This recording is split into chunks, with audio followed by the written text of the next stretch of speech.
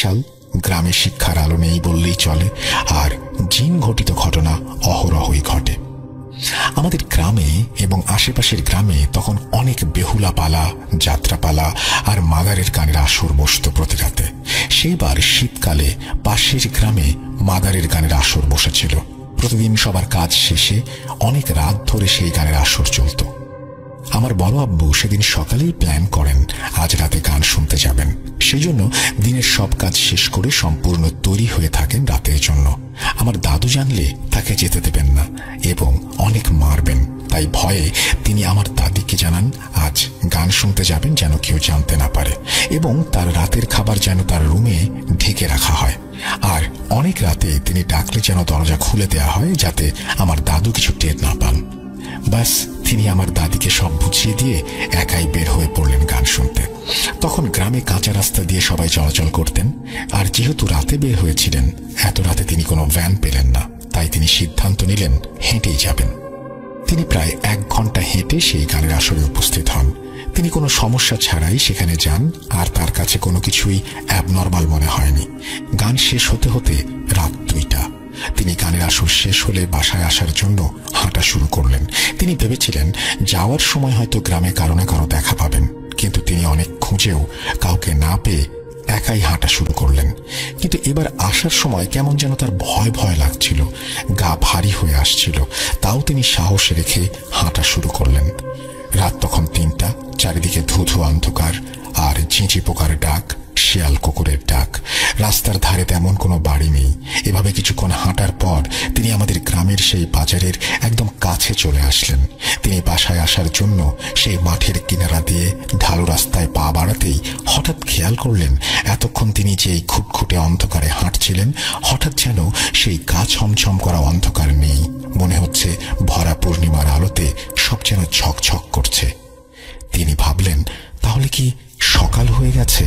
কিন্তু এত দ্রুত কিভাবে অন্ধকার থেকে সকাল হবে? তিনি তখনও কোনো ভয় বা ভয়ের মতো কিছু টের পাননি। হঠাৎ তিনি একটু দূরে কিছু একটা মুভমেন্ট ফিল করলেন, যেন অনেক মানুষ এক জায়গায় জড়ো হয়ে কিছু করছে, আর সেখানে যেন অনেক আলোতে ভরা, যেন অনেকগুলো সাদা ধপধপে বাল্ব একসাথে জ্বলছে। কিন্তু এটা কিভাবে সম্ভব? তখন আমাদের গ্রামে বিদ্যুৎ আসেনি, আর এত রাতে এত মানুষ কিভাবে আসবে এখানে? তার অজান্তেই যেন গা ঠান্ডা হয়ে আসছিল। তিনি তাও মনের মধ্যে একটা কিউরিওসিটি থেকেই সেই মাঠের দিকে ধীরে ধীরে পা বাড়ালেন। একটু সামনে এগিয়ে যেতেই তিনি দেখলেন এখানে সাদা জুব্বা টাইপের কাপড় পরা অনেক মানুষ সারিবদ্ধভাবে দাঁড়িয়ে আছেন, আর সামনে লাশ রাখার খাটিয়ার মতো কিছু একটা আছে। তিনি ভাবলেন এত রাতে এখানে কারা জানাজা পড়বে? আর আমাদের গ্রামে আজ কেই বা মারা গেল? কই, সন্ধ্যায় তো কারো মৃত্যু সংবাদ শুনিনি। তার মানে তখনও কোনো অ্যাবনর্মাল কিছু ফিল হয়নি। তিনি ভাবলেন জানাজা যখন তখন দাঁড়িয়েই যাই কাতারে। এইভাবে তিনি সেই লোকদের সাথে দাঁড়াতেই হঠাৎ খেয়াল করলেন পাশের লোকটা তার দিকে বারবার তাকাচ্ছে। তিনি ভাবলেন হয়তো পরিচিত কেউ হবে, এই ভেবে তিনি তার দিকে তাকালেন। কিন্তু তিনি যা দেখলেন তা কোনোদিন কেউ দেখতে চাইবে না। তিনি দেখলেন একজন বয়স্ক লোক, তার চেহারা যেন চাঁদের আলোর মতো, ঝকঝকে দুটো চোখ। তিনি ভয়ে যেন পাথর হয়ে গেলেন। কি করবেন কিছুই মাথায় আসছিল না, যেন পুরো শরীর শক্ত হয়ে গেছে। তার মুখ দিয়ে কোনো কথাও বেরোচ্ছিল না। হঠাৎ বড় আব্বু লক্ষ্য করলেন সেই লোকটা তাকে হাতের ইশারায় বাড়ির রাস্তা দেখাচ্ছেন, যেন বলতে চাচ্ছেন তুমি বাসায় চলে যাও, এখানে থেকো না, এক্ষুনি যাও।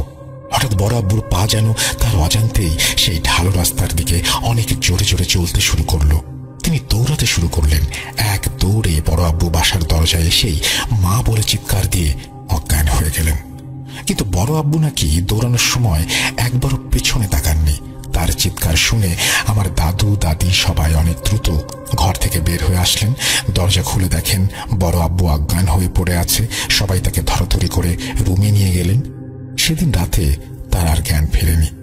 পরদিন সকালে যখন তার জ্ঞান আসে, সবাই জিজ্ঞাসা করেন কি হয়েছিল তার সাথে। বড় আব্বু সবাইকে সবকিছু খুলে বলেন।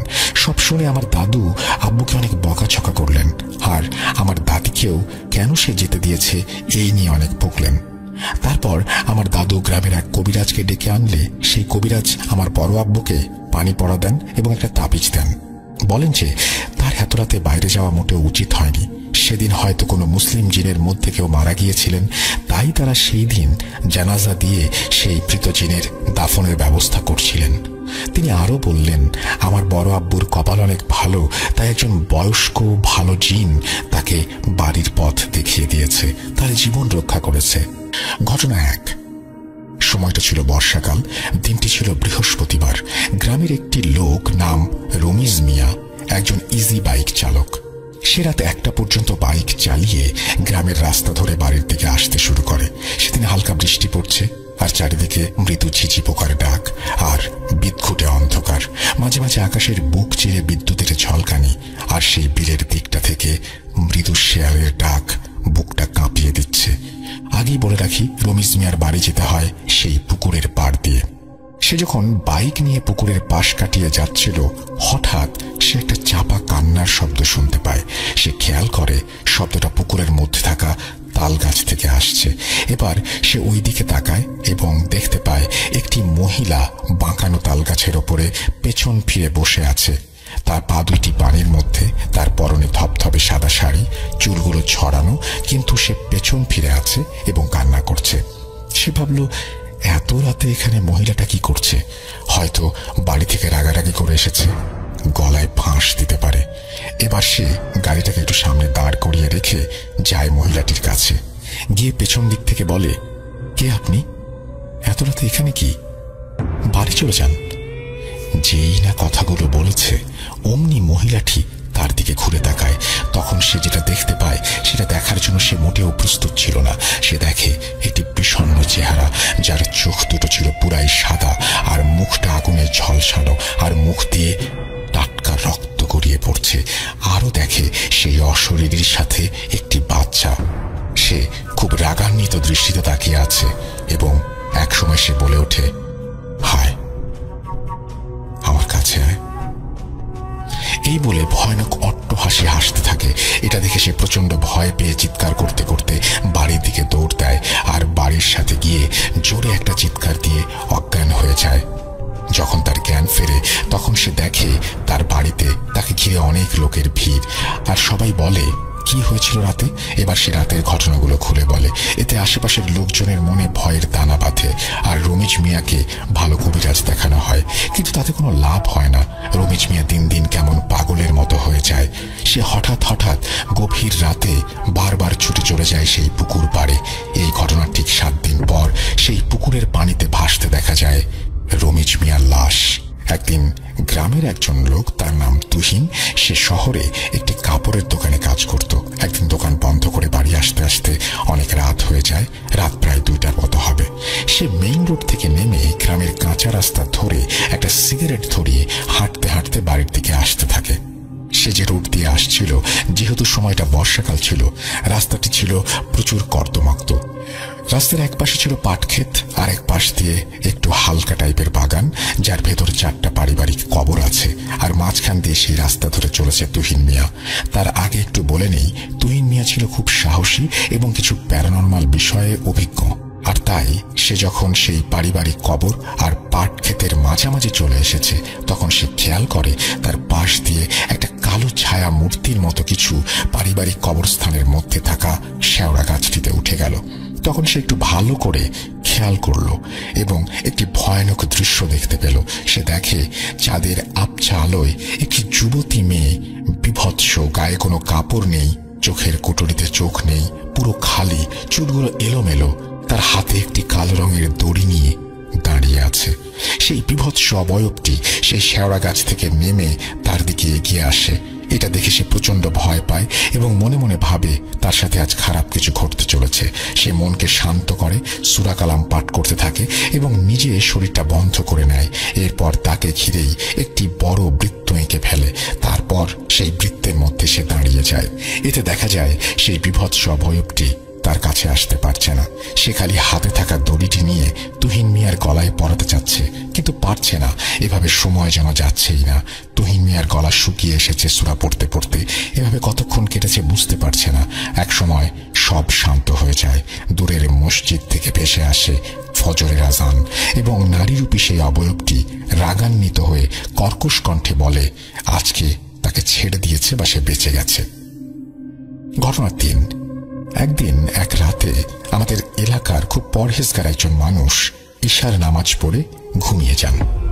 প্রতিদিনের মতো গভীর রাতে ঘুম থেকে ওঠেন তাহাজ্জুদের নামাজ পড়ার জন্য। সে সময় বাইরে থাকা টিউবওয়েলটিতে উজু করার জন্য যান। হঠাৎ ঘোড়ার পায়ের শব্দ শুনতে পান। তিনি ভাবেন এত রাত্রে ঘোড়া আসবে কোত্থেকে। একটু কৌতূহলী হয়ে তার বাড়ির সামনের রাস্তায় তিনি তাকান। তারপর এক ভয়ানক দৃশ্য দেখতে পান। তিনি দেখেন একটি মাথাবিহীন ঘোড়া তার দিকে এগিয়ে আসছে। ঘোড়াটি গজগজ করতে করতে সামনে এগিয়ে আসছিল এবং তার সামনে দিয়ে দৌড়ে হুগলাকুড়ি বিলটার দিকে গেল। মাথাবিহীন ঘোড়া, এটা দেখে তিনি প্রচন্ড ভয় পান এবং সে রাতে আর নামাজ পড়েন না। পরবর্তীতে শোনা যায় এরকম দৃশ্য অনেকেই রাতে দেখেছে এবং খুব বাজেভাবে ভয় পেয়েছে। ঘটনা 4, একদিন রাতে আমাদের গ্রামের এক ব্যক্তি, তার নাম হাসান মিয়া, যার বাড়িটি ছিল বাঁশবাগানের কাছেই রাস্তার ধারে। একদিন অনেক রাতে হাসান মিয়ার স্ত্রীর হঠাৎ বাইরে যাওয়ার প্রয়োজন হয়। সেদিন বাইরে ছিল জ্যোৎস্না রাত। যেহেতু অনেক রাত, সে কারণে কাউকে না ডেকে একাই যান বাইরে। যখন তিনি রাস্তার পাশে থাকা টিউবওয়েলের কাছে এসেছেন, তখন একটু ঝুমুর বাজার শব্দ শুনতে পান। শব্দটা ক্রমাগত বাঁশবাগানের দিক থেকে বাঁচতে বাঁচতে হঠাৎ তার বাড়ির সামনে এসে থেমে যায়। এবার তিনি রাস্তার দিকে মুখ করে তাকান এবং যেটা দেখেন সেটা দেখার জন্য তিনি মোটেও প্রস্তুত ছিলেন না। তিনি দেখেন একটা লাল শাড়ি পরা যুবতী মেয়ে, যার চোখ দুটো মনে হচ্ছে জ্বলন্ত আগুনের পিণ্ড। চাঁদের আবছা আলোয় তিনি আরো দেখতে পান তার মুখটা অনেকটা মানুষের মতো, আবার অনেকটা শেয়ালের মতো তার দিকে এক দৃষ্টিতে তাকিয়ে আছে। এটা দেখে তিনি প্রচন্ড ভয় পান, একটা চিৎকার দিয়ে অজ্ঞান হয়ে যান। সকালে যখন তার হুঁশ ফেরে, তখন তিনি রাতের সব কথা খুলে বলেন এবং এই ঘটনার পর থেকে প্রতি রাতে মধ্যরাতেই তিনি ওই শব্দ শুনতে পেতেন। শোনা যায় এই শব্দ অনেকেই শুনতে পেয়েছে। শব্দটি খেয়াল করলে বোঝা যায় সেই বাঁশবাগানের মধ্যে উঠে লোকজনের চলাচলের রাস্তা ধরে পুকুর পাড় দিয়ে সোজা সেই বিলের দিকে শব্দটা চলে যায়। ঘটনা 5, একদিন রাতে আনুমানিক 11টার মতো হবে, তখন গ্রামের একটা ছেলে গ্রামের সেই বাঁশবাগানের ওপরের রাস্তা ধরে হেঁটে যাচ্ছিল দোকানে। একটি জিনিস কেনার প্রয়োজন ছিল তার। সে যখন বাঁশবাগানের ঠিক মাঝামাঝি চলে এসেছে, খেয়াল করে বাঁশবাগানের ভেতরে দাও দাও করে আগুন জ্বলছে। এটা দেখে খুব ভয় পেয়ে যায়। সে মনে মনে ভাবে, এত রাতে বাঁশবাগানে আগুন জ্বলছে কেন? সেটা দেখতে যাওয়ার সাহস হয় না তার। সে দৌড়ে গ্রামের মসজিদের হুজুরের কাছে যায় আর সাথে গ্রামের অনেক লোকজনদেরকে ডেকে নিয়ে আসে দেখানোর জন্য। সবাই এসে এই দৃশ্য দেখতে পায়। হুজুর সহ সবাই যখন কাছে যায়, তখন সবাই দেখতে পায় বাঁশবাগানের ভেতরে থাকা একটি পুরনো কবরে আগুন জ্বলছে। সেটা দেখে সবাই অনেক ভয় পায়। সবাই বলে, হায় হায়, কি অলক্ষণে কাণ্ড। এবার হুজুর একটু এগিয়ে গিয়ে জোরে জোরে সূরা পাঠ করেন এবং 3 বার কবরটিতে ফু দেন। সাথে সাথে আগুন নিভে যায়। নিভে যাবার পর সবাই যখন বাড়ি ফিরে আসতে যান, তখনই সবাইকে অবাক করে দিয়ে কবরটিতে আবারও আগুন জ্বলতে শুরু করে। হুজুর সহ সকলেই অনেক ভয় পান এবং অনেকে সেখান থেকে দৌড়ে পালান। হুজুর আবার সেই রকম দোয়া পড়ে ফু দেন এবং আগুন নিভে যায়। আবারও পেছনে ফিরে যাওয়ার সময় আগুন জ্বলে ওঠে। এরকম 3 বার একই ঘটনা ঘটে। শেষবার হুজুর যখন সূরা কালাম পড়ে আযান দেন, তখন আগুন নিভে যায়, আর আগুন ধরতে দেখা যায় না। সবাই তারপর সেখান থেকে চলে আসে, আর দিনের বেলাতেও কেউ ওই দিকটায় যায়। বয়স তখন মুর্শিদাবাদের একজনের সাথে পত্র মিতালি মারফত কথা হতো। তার নাম ছিল হেমন্ত। তারা 4 ভাই, কোনো বোন ছিল না। তাই হেমন্ত মামা আমার মাকে পত্র মিতালি সূত্রে বোন পাতিয়েছিল। তাদের ও তাদের মায়ের খুব ইচ্ছে ছিল আমার মাকে একটিবার চোখে দেখার। কিন্তু আমার দাদুর কড়া শাসনে মা একলা আলিপুর দুয়ার থেকে মুর্শিদাবাদ যেতে পারেননি। তাই পত্র মারফত কথা চলত। কিন্তু মাকে দেখার জন্যই ওই হেমন্ত মামার মা অধীর অপেক্ষায় ছিলেন। মনে মনে উনি যেন মাকেই নিজের মেয়ে ভাবতেন। যাই হোক, 2 বছর পর আমার মায়ের বিয়ে হয়ে যায়। হেমন্ত মামার মা কেন জানি না মাকে খুব দেখতে চাইতেন। তার জন্য সোনার কানের দুলও তৈরি করেছিলেন যে বিয়ের পর গেলে দেবেন। যাই হোক, মায়ের কখনো যাওয়া হয়নি। এরপর আমি হলাম। আমার যখন বয়স 2 মাস তখন আমার মায়ের মামাতো দাদা মুর্শিদাবাদে ট্রান্সফার হন ও মাকে নিমন্ত্রণ করেন। আমার বাবা যেহেতু ভারতীয় নৌবাহিনীতে ক্যাপ্টেন ছিলেন, সে সময় উনি যুদ্ধজাহাজ বিক্রমাদিত্যতে শ্রীলঙ্কা বর্ডারে ছিলেন। মা আমাকে নিয়ে ওই মামার বাড়িতে যান। তখন ওই হেমন্ত মামাদের বাড়ি বেশি দূর ছিল না বলে উনি সেখানেও গিয়েছিলেন। গিয়ে জানতে পারেন যে 15 দিন আগেই ওই দিদার মৃত্যু হয়েছে এবং মরবার আগের মুহূর্তে তিনি সাথী মানে আমার মাকে দেখতে চেয়েছিলেন। আমার মা এটা শুনে খুব কান্নাকাটি করেন। তো যাই হোক, হেমন্ত মামার বাবা মাকে অনুরোধ করেন কিছুদিন থেকে যেতে। মা 3 দিন থাকতে রাজি হন। প্রথম রাত্রে একটা বিরাট ঘটনা ঘটে যায়। মাঝরাতে মা হঠাৎ শুনতে পান যে পাশের ঘরে বাসনপত্র কে যেন মাটিতে আছড়ে ফেলছে। বলে রাখি, ওই হেমন্ত মামারা 4 ভাই একটা বড় ঘরে ঘুমাতেন। ওনাদের বাবা ওই দিদার ঘরে ঘুমাতেন, আর আমাকে ও মাকে বাড়িতেই নতুন একটি ঘরে থাকার ব্যবস্থা করে দিয়েছিলেন। তাই সাথেই রান্নাঘর লাগোয়া। আমার মা ছিলেন অসীম সাহসী ও তেজি মহিলা, কারণ শ্রীকৃষ্ণের মতো উনিও অষ্টম গর্ভ, তাই উনি কাউকে ডাকেননি। চুপ করে আমাকে বুকে নিয়ে শুয়েছিলেন। রান্নাঘরে অসম্ভব আওয়াজ শুনেও উনি চুপ করেছিলেন। হঠাৎ ওই রাতেই মায়ের বাথরুমে যাবার প্রয়োজন পড়ে, তো আমাকে মশারির ভেতর রেখে একাই টয়লেটে যান। পুরনো বাড়ি হিসেবে কলতলা থেকে জল নিয়ে যেতে হতো। মা যেই মুহূর্তে দরজা থেকে বেরিয়ে উঠোনে নামেন, সেই মুহূর্ত থেকে কে যেন তাকে অনুসরণ করতে থাকে। মা স্পষ্ট দেখতে পান যে লাল পেড়ে শাড়ি পরা মহিলা, কিন্তু খুব আবছা। মা কলতলা থেকে জল তুলছেন, সে যেন মাকে স্পর্শ করতে চাইছে কিন্তু পারছে না। সে মায়ের শরীর ঘেঁষে দাঁড়িয়ে আছে, মায়ের দিকে তাকিয়ে আছে, মাকে ধরতে চাইছে কিন্তু পারছে না। মা টয়লেটে যাওয়া থেকে বেরোনো অবধি সেই একই ঘটনা। যতক্ষণ মা বাইরে ছিলেন ততক্ষণ সেই ছায়ামূর্তি যেন তাকে প্রবলভাবে স্পর্শ করার চেষ্টা করছিল। গলার কাছে ধরতে আসছিল কিন্তু পারেনি। দরজা অবধি এসেছিল কিন্তু আপ্রাণ চেষ্টা চালাচ্ছিল। পরদিন মা হেমন্ত মামাকে ঘটনাটা বলেছিলেন। উনি খুব বকা দিয়েছিলেন ওনাকে না ডেকে একলা যাওয়ার জন্য। উনি কেঁদেছিলেন খুব, যে হয়তো হেমন্ত মামার মা আমার মাকে দেখার প্রবল বাসনা নিয়ে মরেছিল, তাই মৃত্যুর পর চেয়েছিলেন মাকে কাছে নিতে। মা পরদিন ওখান থেকে চলে এসেছিলেন। ঘটনা 2। আমার বাবার আদি বাড়ি বর্ধমান। আমার বয়স যখন 4 বছর তখন ওখানে ঘুরতে গিয়েছিলাম। তো আমাদের বাড়ি ছিল অনেক বড় বড়, উঠোনের এপার ওপার ঘর, পিছনের খালি জমি। তবে শুনেছি ওই জমিতে নবাব আমলে অনেক শিশুদের কবর দেয়া হতো। যাই হোক, আমি আর আমার মা রাত্রে ঘুমিয়েছিলাম লাগোয়া ছোট ঘরে। আমার জন্য দুধ রাখা ছিল পাম্প স্টোভের ওপর। আমাদের এই ঘরটায় জানালা ছিল একটা, সেটা বন্ধ ছিল, আর ছিল একটা খুব ছোট ভেন্টিলেটর, যেটা দিয়ে একটা কবুতর ঠিকভাবে যেতে পারবে না। যাই হোক, রাতের বেলা আমি বাথরুমে যাব বলে মাকে ডাকি। মা উঠোনের ওপারে বাথরুমে গিয়ে আমাকে বারান্দার কোণে বসতে বলেন। ওনার পেছনটা ছিল ঘরের দিকে। হঠাৎ উনি শুনতে পান একটা ভীষণ রকমের শোঁ শোঁ আওয়াজ, যেন কেউ বিষাক্তভাবে কিছু চাটছে। মা এক মুহূর্তে ঘুরে তাকিয়ে দেখেন যে একটা ভয়ানক কালো লোমশ কেউ দাঁড়িয়ে দুধের বাটির সামনে। মা তাকাতেই সেও জ্বলন্ত আগুনের মতো লাল চোখে তাকিয়েছিল। মা আমাকে তাড়াতাড়ি কোলে নিয়ে ঘরে এক পা ফেলতেই সে সেকেন্ডেরও কম সময়ে একটা লাফ মেরে যেন উড়ে ওই ছোট্ট ভেন্টিলেটর দিয়ে বেরিয়ে গেল।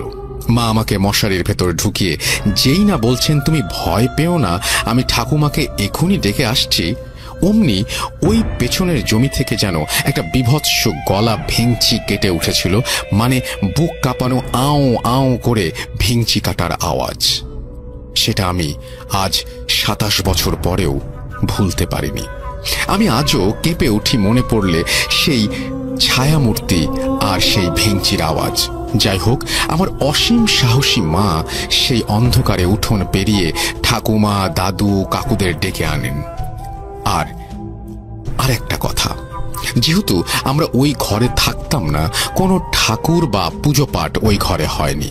যাই হোক, পরদিন ভোরবেলা আমার দাদু গিয়ে এক মুসলমান বৃদ্ধকে ডেকে আনেন।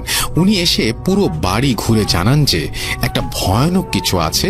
উনি ছোট একটা সাদা কাগজে আরবি বা উর্দুতে কিছু একটা লিখে কাঁঠালের আঠা দিয়ে ঘরের দুয়ারে আটকে দিয়েছিলেন। উনি কোনো টাকা নেননি এর জন্য, ওনার গুরুর মানা আছে। সেদিনের পর থেকে আর কিছু হয়নি। তারপর ঠাকুমা ওই ঘরে ঠাকুর রাখতেন। ঘটনা 3। আমি তখন আমার মায়ের গর্ভে, 7 মাস গর্ভ মায়ের। আমার বাবা যেহেতু ভারতীয় নৌবাহিনীর ক্যাপ্টেন ছিলেন, তাই বেশিরভাগ সময় তিনি যুদ্ধ জাহাজে থাকতেন। মা কোয়ার্টারে একাই থাকতেন। আমি আগেই বলেছি, আমার মা যেহেতু শ্রীকৃষ্ণের মতো 8ম গর্ভজাত, তাই উনি অসীম সাহসী, তেজি ও কিছু বিশেষ ক্ষমতার অধিকারী। তো উনি সে সময় বিশাখাপট্টনমে কোয়ার্টারে একাই ছিলেন। এই কোয়ার্টারটা একটু তাড়াহুড়ো করে নেওয়া হয়েছিল। বাবার ট্রান্সফার হয়েছিল, আর পরদিনই যুদ্ধ জাহাজ বিক্রমাদিত্যতে বাবা চলে যান মিয়ানমারের উপকূলে। মা একলা ছিলেন ওই কোয়ার্টারে। খুব গরম ওখানে। মা কোয়ার্টারে ঢোকার সময় লক্ষ্য করেন যে গোটা ঘরটা বেশ কালো, মানে দেয়ালগুলো ধোঁয়া জ্বলা কালো মতো। কিন্তু মা কাউকে কোনো কিছু বলতে পারেননি, কারণ ওটা ছিল 7 তলায়, আর ওই ফ্লোরে 2জন সাউথ ইন্ডিয়ান ব্যাচেলার ছাড়া আর কেউ থাকতো না। তো মা তাই জানতে পারেননি বিকালের পর থেকে কেমন একটা লাগতে থাকে মায়ের। মনে হয় ঘরটা যেন ধোঁয়া ধোঁয়া লাগছে। সন্ধ্যাবেলা ক্যান্টিন থেকে বয় এসে খাবার দিয়ে চলে যায়। মা সমুদ্রের দিকে জানালার সামনে একটা আরাম কেদারায় বসেছিলেন। যত সন্ধ্যা বাড়তে থাকে মনে হয় ঘরটা যেন ধোঁয়ায় ঢেকে যাচ্ছে। মা যতবারই চোখ বন্ধ করার চেষ্টা করেন, ততবারই মনে হয় কে যেন পায়চারি করছে ঘরে। ওই সময় মায়ের অ্যাডভান্স প্রেগন্যান্সি। মায়ের শরীর ভীষণ অস্থির লাগতে শুরু করে। মনে হয় চুরির শব্দ, কারো হালকা অস্থির পায়ের পায়চারি। চোখ বন্ধ করলেই মায়ের মনে হচ্ছে কেউ যেন তার পাশে এসে দাঁড়িয়েছে, মায়ের দিকে ঝুঁকে পড়ছে, মাকে ধরতে আসছে। মা ঘামতে শুরু করেন। ওনার গায়ে কেউ স্পর্শ করতে পারছে না, কিন্তু চেষ্টা করছে। মা খেতেও পারলেন না। সারা ঘরে সেই দপদপানি, আওয়াজ হচ্ছে ঝুপঝাপ। মা এই করে করে সারা রাত চোখ খুলেই রাখলেন। না খেতে পারলেন, না পারলেন ঘুমাতে। সারা রাত তার ঘরে তাণ্ডব আওয়াজ হলো, দাপাদাপি হলো। মাকে ধরার চেষ্টা হলো, কিন্তু ব্যর্থ হলো। ভোরের আলো ফুটতেই মা কোনো মতে চোখ খুলে জল দিয়ে ওই অবস্থাতেই বেরিয়ে পড়লেন বাবার অফিসে। পৌঁছেও গেলেন। ওখানে মাকে দেখে সবাই দৌড়ে এলো। মাকে সুস্থ করা হলো।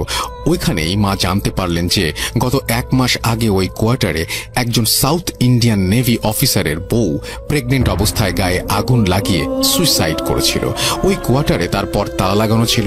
বাবা তাড়াহুড়ো করে ওটাই নিয়েছিল। পরে বাবা ক্ষমা চেয়েছিল, কিন্তু মায়ের শরীরও মনের দিক থেকে বিরাট একটা ঝড় বয়ে গিয়েছিল সেই রাত্রে। সেই দিনই মাকে অন্য কোয়ার্টারে নিয়ে যাওয়া হয়েছিল। ঘটনা 4। আমার তখন 5 বছর বয়স। আমি মায়ের সাথে মামাবাড়ি আলিপুরদুয়ার গিয়েছিলাম। তো ওখানে মায়ের পিস্তুত দাদার বাড়িতে নেমন্তন্ন ছিল। মামা বাড়ি ওই বাড়িটা থেকে হেঁটে 10 মিনিট।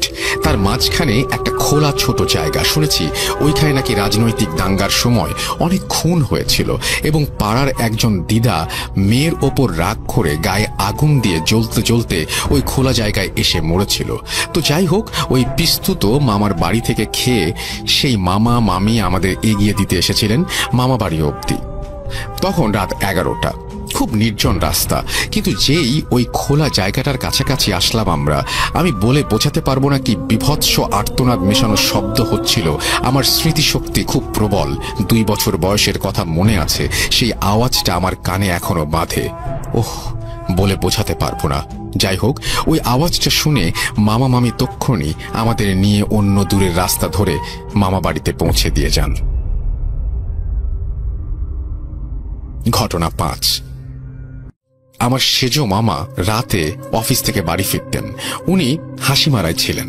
উনি রোজ প্রায় 11টা নাগাদ রিকশায় করে ফিরতেন।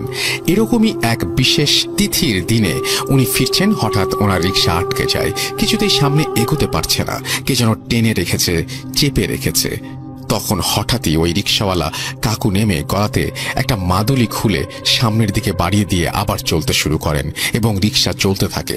পরে মামা জানতে পারেন পরদিন নাকি রিকশা কাকুটা দেখেন যে তার মাদুলির ভেতরে একটা জিনিস নেই, যেটা ওনার গুরু দিয়েছিলেন। ঘটনা 6। আমার মায়ের পিস্তুত এক দাদা বউ পছন্দ না হওয়াতে গায়ে আগুন দিয়েছিলেন। সেই দাদাদের বাড়ি থেকে আমার মামা বাড়ি হেঁটে 20 মিনিট। যেই রাত্রে উনি গায়ে আগুন দেন সেই সময় উনি কিছুটা বাঁচতে চাইছিলেন, কিন্তু পারেননি। সেই রাত থেকে আমার দাদু বাড়ির ছাদে ভয়ানক আওয়াজ শুরু হয়, মনে হয় ভূমিকম্প হচ্ছে। আমার দাদু দিদা ওই মামার খুব প্রিয় ছিলেন। সেই রাত থেকে আমার দাদুর বাড়িতে প্রতি রাতে ছাদে বিকট আওয়াজ শুরু হয়, মনে হয় ছাদ ভেঙে পড়ছে। রাতে উঠোনে মনে হয় কে যেন দৌড়াচ্ছে। এভাবে 5 দিন চলার পর দাদু ওই পিসি দিদাকে ডেকে পাঠান এবং গায়ায় যান পিণ্ডি দান করতে। তখন গায়ায় মূল প্রেত গৃহে পিণ্ডিদান হতো। পিসি দিদা নাকি যখন ওই প্রেত গৃহের জানালা দিয়ে পিণ্ডিটা বাড়িয়েছিলেন, তখন একটা কালো ভয়ঙ্কর একটা আবছা হাত এসে ছুঁ মেরে পিণ্ডিটা নিয়েছিল। সেই রাত থেকেই আমার দাদু বাড়িতে ওই তাণ্ডব বন্ধ হয়ে যায়। ঘটনা 7। আমার আরেক পিস্তুত মামার আংশিক খুন হয়েছিল। মানে ভরা বাজারে এক গুন্ডা ওনার পায়ের মূল শিরা কেটে দিয়েছিল। ডাক্তাররা বলে দিয়েছিলেন উনি 6 মাস অবধি বাঁচবেন পঙ্গু হয়ে। উনি দেখতে খুব সুন্দর আর সমাজসেবী ছিলেন। এই ঘটনার পর বাড়ির সবার খুব মন খারাপ হয়ে যায়।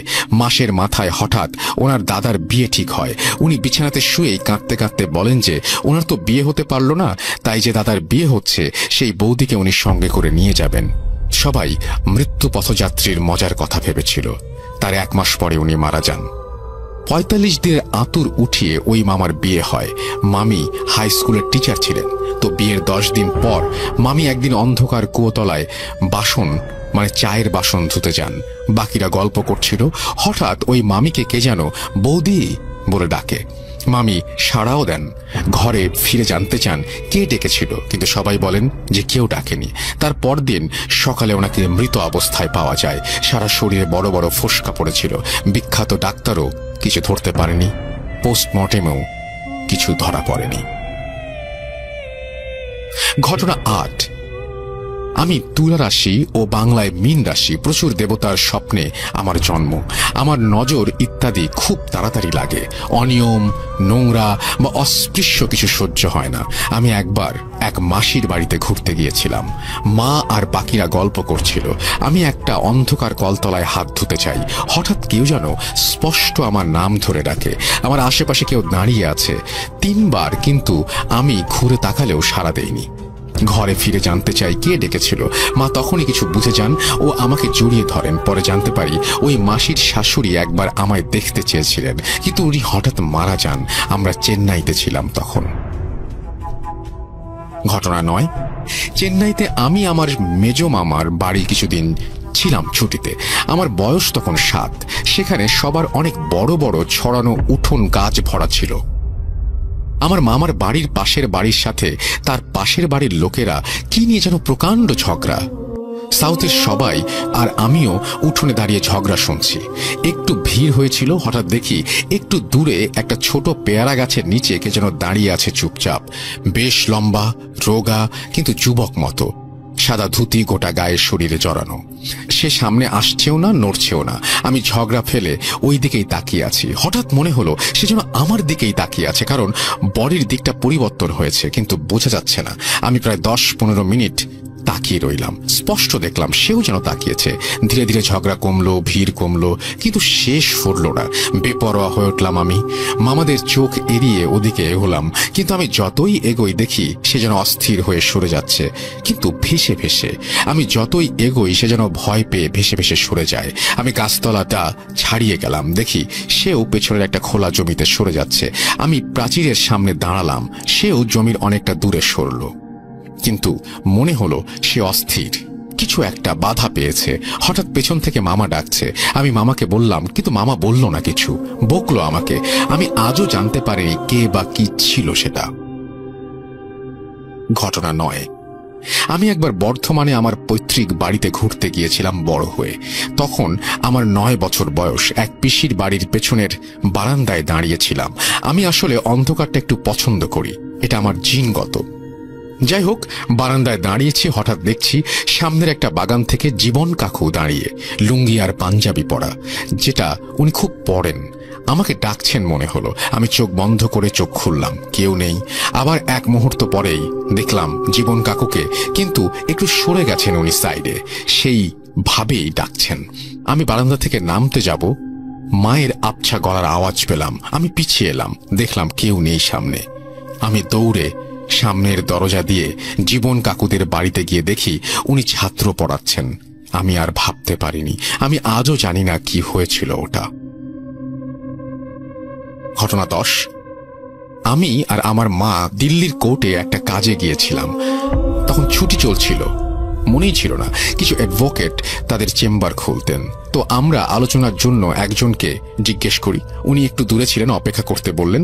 আমরা 5 তলায় দাঁড়িয়ে আছি, অনেক বন্ধ চেম্বার ওখানে। আমরা একটা বন্ধ চেম্বারের সামনে দাঁড়িয়েছি, নির্জন, লোক প্রায় নেই। হঠাৎ আমি দেখছি সামনের বন্ধ চেম্বারের দরজাটা যেন ভয়ানকভাবে কেউ ভেতর থেকে টানছে, ধাক্কাচ্ছে। বাইরের দরজাটা ভীষণ নড়ছে। মাকে দেখালাম, উনি এগিয়ে গেলেন। কিছুক্ষণ চুপচাপ দরজাটা দেখে আবার সেই রকম শুরু হলো, যেন প্রবল বেগে কেউ ধাক্কাচ্ছে, টানছে। মা হঠাৎ দরজার ওপর হাত রেখে তালাটা ধরলেন, যেন মনে হলো কেউ বাধা পেল। মা দাঁড়িয়ে রইলেন। হঠাৎ আমাদের ওই অ্যাডভোকেট পেছন থেকে ডাকলেন। পরে জানতে পারি ওই চেম্বারে একজন সিনিয়র অ্যাডভোকেট হার্ট অ্যাটাকে মারা যান। উনি ভেতরে কাজ করছিলেন, ওনার একজন ক্লায়েন্ট ওনাকে মৃত অবস্থায় পান। সর্বশেষ ঘটনা, আমি তখন লেখাটা বুঝতে পারি, আমি তখন ভাড়া থাকি, কোন একটা জায়গার কথা বলছেন তিনি, আমি না হয় নাই বললাম সেটা। এবং তারপরে তিনি বলছেন যে বাড়ি থেকে ইউনিভার্সিটিতে অনেকটা দূর। তো একদিন রাত হয়েছিল সেমিনার থেকে ফিরতে, সেখানে থাকতাম, সেটা একটু ভেতর দিকে, লোক কম। আমি বাস থেকে নেমে হেঁটে আসছিলাম অনেকটা। হঠাৎ এসে দেখি বাড়ির রাস্তাটা নেই। আমার এই পাড়াটা খুব গোছানো, কিন্তু একটু সেকেলে। কিন্তু সেই রাস্তাটা দেখলাম আধুনিক এবং আওয়াজ হচ্ছে খুব। তখন রাত 12টা। আমি পিছিয়ে এসে আবার একই দিকে হাঁটলাম, কিন্তু এবার দেখি রাস্তাটা নেই, চারিদিকে শুনশান, পুরনো লেন। হঠাৎ মনে হলো কেউ বা কারা যেন আমাকে ঘিরে ধরেছে। আমি ঘামছি, কিন্তু ভয় পাবো না ঠিক করেছি। মনে হলো একটা অদৃশ্য ভিড় আমাকে ঘিরে ধরেছে। আমি ভোঁ ভোঁ একটা আওয়াজ পাচ্ছি, কিন্তু দমটা চাপা লাগছে। আমি বুঝতে পারছি আমি এগোতে চাইছি, ভিড়টা বিরক্ত হচ্ছে, তারা চাইছে না আমি যাই। আমি দেখতে পাচ্ছি তাদের, কিন্তু বুঝতে পারছি না। আমাকে তারা চেপে ধরতে চাইছে, কিন্তু পারছে না। আমাকে ঘিরে ক্রমে আমি চিৎকার করতে চাইছি, কিন্তু পারছি না। সেটা হচ্ছে ব্যাঙ্গালোরে, যখন আমি কলেজে পড়তাম। ওটা আমার ফাইনাল ইয়ার একটি ঘটনা। ঘটনাটা আমার সঙ্গে ঘটেনি, ওটা আমার একটা জুনিয়র সঙ্গে ঘটেছিল। পরে প্রত্যক্ষদর্শী আমি কথা না বাড়িয়ে গল্পে চলে যাচ্ছি। সালটা হচ্ছে 2018 সেপ্টেম্বর মাসের ঘটনা। ডেটটা মনে নেই, বাট ওটা দিনটা শুক্রবার ছিল। তো আমাদের এই সেপ্টেম্বর শেষের দিকে এক্সাম আসছিল, ফাইনাল ইয়ার এক্সাম ছিল। তো আমরা একদম প্রিপারেশন নিচ্ছিলাম, স্টাডি হলিডে ছিল। তো ভোর 10টার দিকে আমাদের কলেজ থেকে আমাদেরকে ডেকে পাঠায়। আমাদের হোস্টেল আর কলেজ পাশাপাশি। তো আর বলে রাখি রাসেল ভাই, আমাদের এখানটায় আমাদের ফাইনাল ইয়ার ব্যাচের মধ্যে আমরা তো 5 জনই ছেড়েছিলাম। আর এর মধ্যে 2 জন থাকতাম হোস্টেলে, 3 জন থাকতো পিজিতে। তো আমাদেরকে ম্যাক্সিমাম প্রিন্সিপাল অথরিটি যেই আসতেন মেনলি আমাদের সঙ্গে কথা বলতেন, আমাদেরকে ডাকাতেন। তো হঠাৎ করে এই 10টার দিকে কল আসে আমরা যে ম্যাম ডেকেছেন যেতে হবে। তখন আমরা দুটো বেরিয়ে যাওয়ার পথে নিচে আমাদের জুনিয়র গুলোকে পেলাম। ওরা বলছিল দাদা তাড়াতাড়ি যান, ওখানটায় তো একটু সমস্যা হয়ে গেছে। আমাদের ওই জুনিয়র ছেলের নাম বলছিল, আমিও নামটা বলছি না, ওই সব একটু ম্যাম ডাকছে আপনাকে। তো আমরা তাড়াতাড়ি করে গেলাম।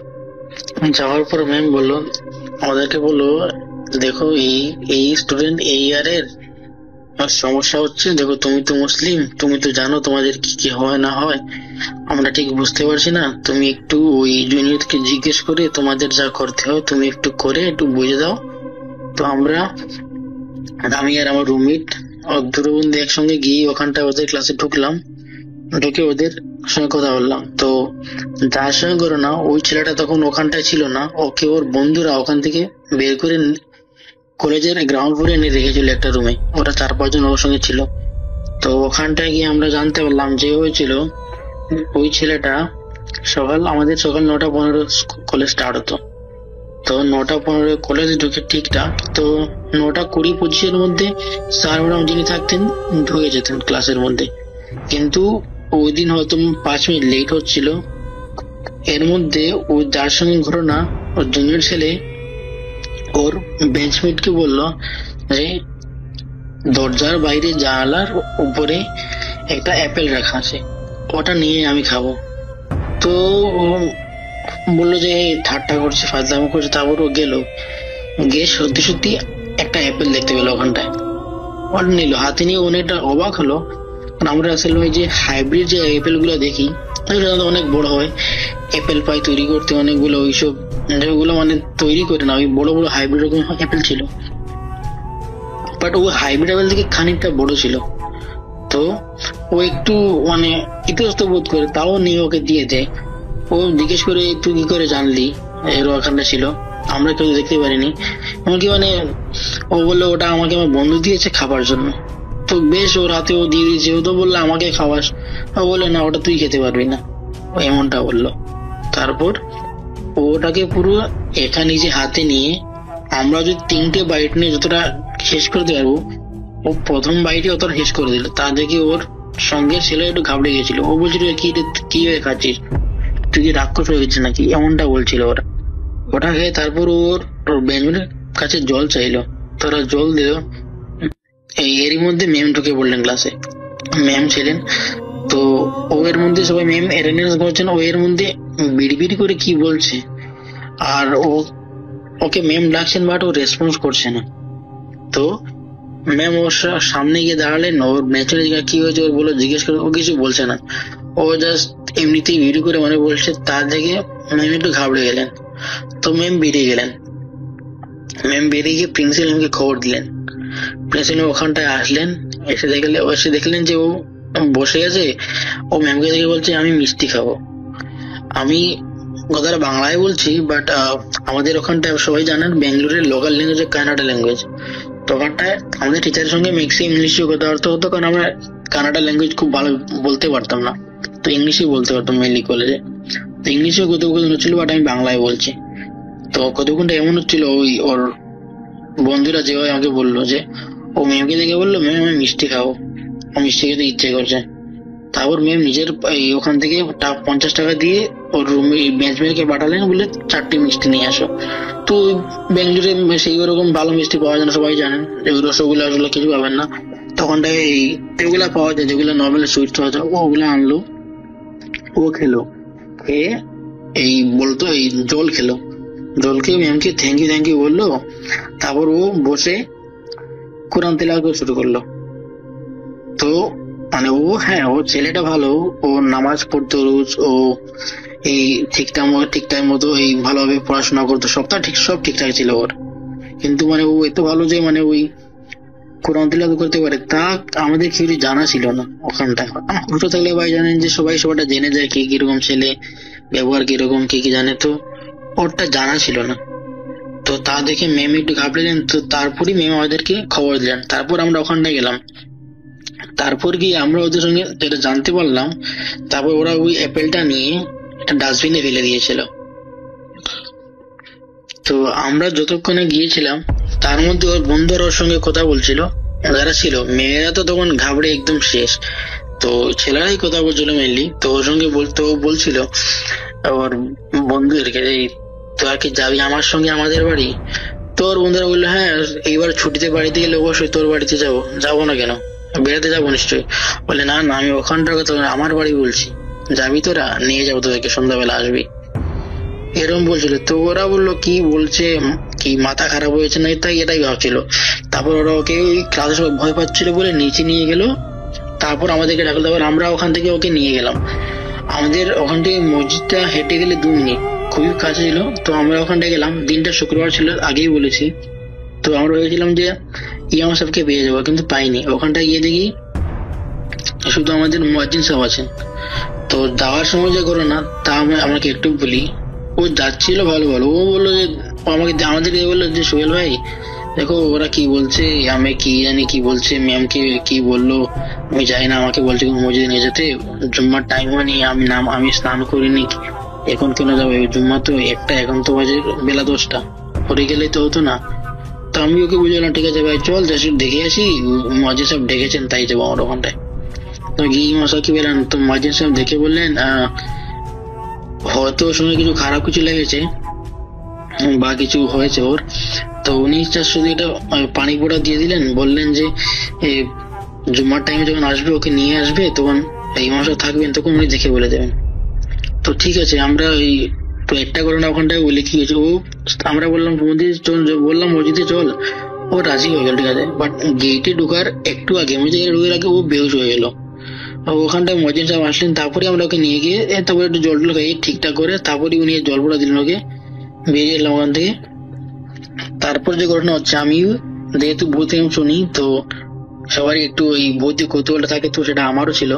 তো আমি কলেজে গিয়ে ওই অ্যাপেলটা কোথায় ফেলেছে ওরা, আমি ওটা দেখতে চাইলাম।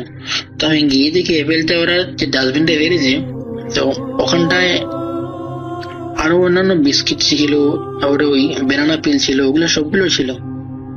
ওগুলা সবগুলাতে পিঁপড়ে ধরে গেছে, কালো পিঁপড়ে ধরেছে। বাট শুধুমাত্র ওই অ্যাপেলটাতে কোনো পিঁপড়ে ধরে নেই। আপনি সাধারণত কোনো অ্যাপেল বা কিছু খাবার জিনিস রাখুন, পিঁপড়ে চলে আসবে 5 মিনিটের মধ্যে, তা তো গ্যারান্টি। কিন্তু ওখানটা ওই অ্যাপেলটার মধ্যে পিঁপড়ে ছিল না। তো আমি এটা কাগজে মুড়িয়ে ওটা নিয়ে এসেছি।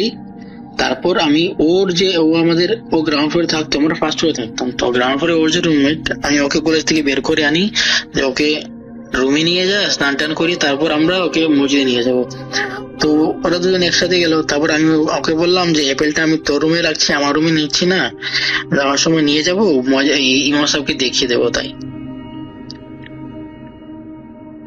ভাগ্য ভালো আমি ওই অ্যাপেলটার একটা ভিডিও করে রেখেছি, ওদের রুমে রেখে একটা ভিডিও করেছি আমার বন্ধুদের দেখানোর জন্য। এই আমার রুমমেট যারা ছিল, ক্লাসমেট যারা ছিল, সবাই তো ছিল না, ওদের দেখানোর জন্য ভিডিও করেছিলাম, সেটা আমি আপনাকে সেন্ড করে দেবো। তো ওরা একসাথে রুমে গেলে আমি অ্যাপেলটা রাখলাম, আমি বেরিয়ে আসলাম।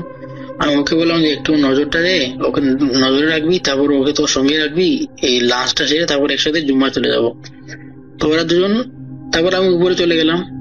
তারপর আমি যখন নিচে নেমে আসলাম জুম্মা যাবো বলে, তখন আমি ওদেরকে ডাকলাম। তো ও বলছে যে সোহেল ভাই, ওর রুমমেট যে ছিল, অ্যাপেলটা খুঁজে পাচ্ছি না, এখানটায় ছিল। আমি বললাম ছিল মানে? তো ও বললো যে দেখো আমি আর অত একসাথে রুম থেকে বেরিয়ে লক করে গেছি, চাবি আমার সঙ্গে ছিল, ও স্নান করে আমার জন্য বাইরে দাঁড়িয়ে ছিল, আমি এসে রুম খুললাম কিন্তু রুমে অ্যাপেল নেই। তো তার শুনে তো আমি রীতিমতো মানে ঘাবড়ে গেছিলাম যে আমি কোনো কি বিপদ ডেকে আনলাম আমার জন্য না বাকি সবার জন্য। তা আমি বললাম ভাই ঠিক আছে তাহলে চলো আপাতত যাই, জুমার নামাজটা আদায় করি, তারপর ইমাম সাহেবের সঙ্গে কথা বলে দেখা যাবে কি হবে। তো ও তখন একদম ঠিকঠাক, কোনো বাজে কথা নেই, কোনো উল্টা কথাবার্তা নেই, কিছু নেই, সব ঠিকঠাক আছে ওর। ওখানটায় গেলো, ভালোভাবে নামাজও পড়লো। তো তারপর নামাজ পড়ে আমরা একটু টাইম নিয়ে ইমাম সাহেবের সঙ্গে কথা বললাম যে এই ঘটনা এই হচ্ছিল। তো উনি একটু খানিকক্ষণ দেখলেন, ওকে একটু ফটো দিলেন, একটু জল পড়া দিলেন আর একটু তেল পড়া দিলেন, বললেন ওই তেলটা ওকে 3 দিন লাগাতে আর জলটা খেতে। তো আর বললেন যে ও হয়তো কোনো একটা জায়গা দিয়ে এসেছিল বা ক্রস করেছিল যেখানটায় কোনো খারাপ ছায়া ছিল বা কিছু ছিল, তাই হয়তো ওর উপর একটা আশা করেছিল। বাট এই মজিন সাহেব যা দিলেন তাতেই অনেকটা হবে সেরে গেছে হয়তো।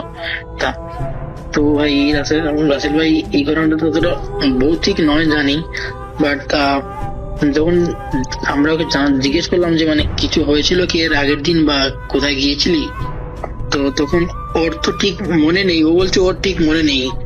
ও তো বলছিল যে ওকে নর্মালি কলেজ গিয়েছিল, কলেজ থেকে তারপর জিম গিয়েছিল, অতটুকুই বলে জিম থেকে চলে আসলো, খেয়ে টেয়ে স্নান করে পড়তে বসছিল, এতটুকুই। ওর সঙ্গে আরেকটা যে ওর জিম পার্টনার ছিল ওকে জিজ্ঞেস করলাম, তো ও বলছিল যে ওরা আসার সময় ও এখানটায় দাঁড়িয়ে মানে ওই যেখানে জিম দিয়ে যেত এখানটা কিছু পরিত্য জায়গা ছিল, পরিত্য ওখানটা খারাপ জায়গা নয়, মানে ওখানটায় জমিন ছিল এমনি পড়েছিল, সবাই যাতায়াত করতো, বাট ও ওখানটায় পেচ্ছাপ করেছিল। তো ও বলছিল যে পেচ্ছাপ করেছিল এতটুকু, আর কিছু নয়। তো আমরা সবাই বললাম যে হ্যাঁ হয়তো ওখানটা কিছু এটা ছিল, ও পেচ্ছাপ করে হয়তো ওটা রেগে গিয়েছে, তাই ওর উপর আসর করেছে। তো রাসেল ভাই এই ছিল ঘটনা।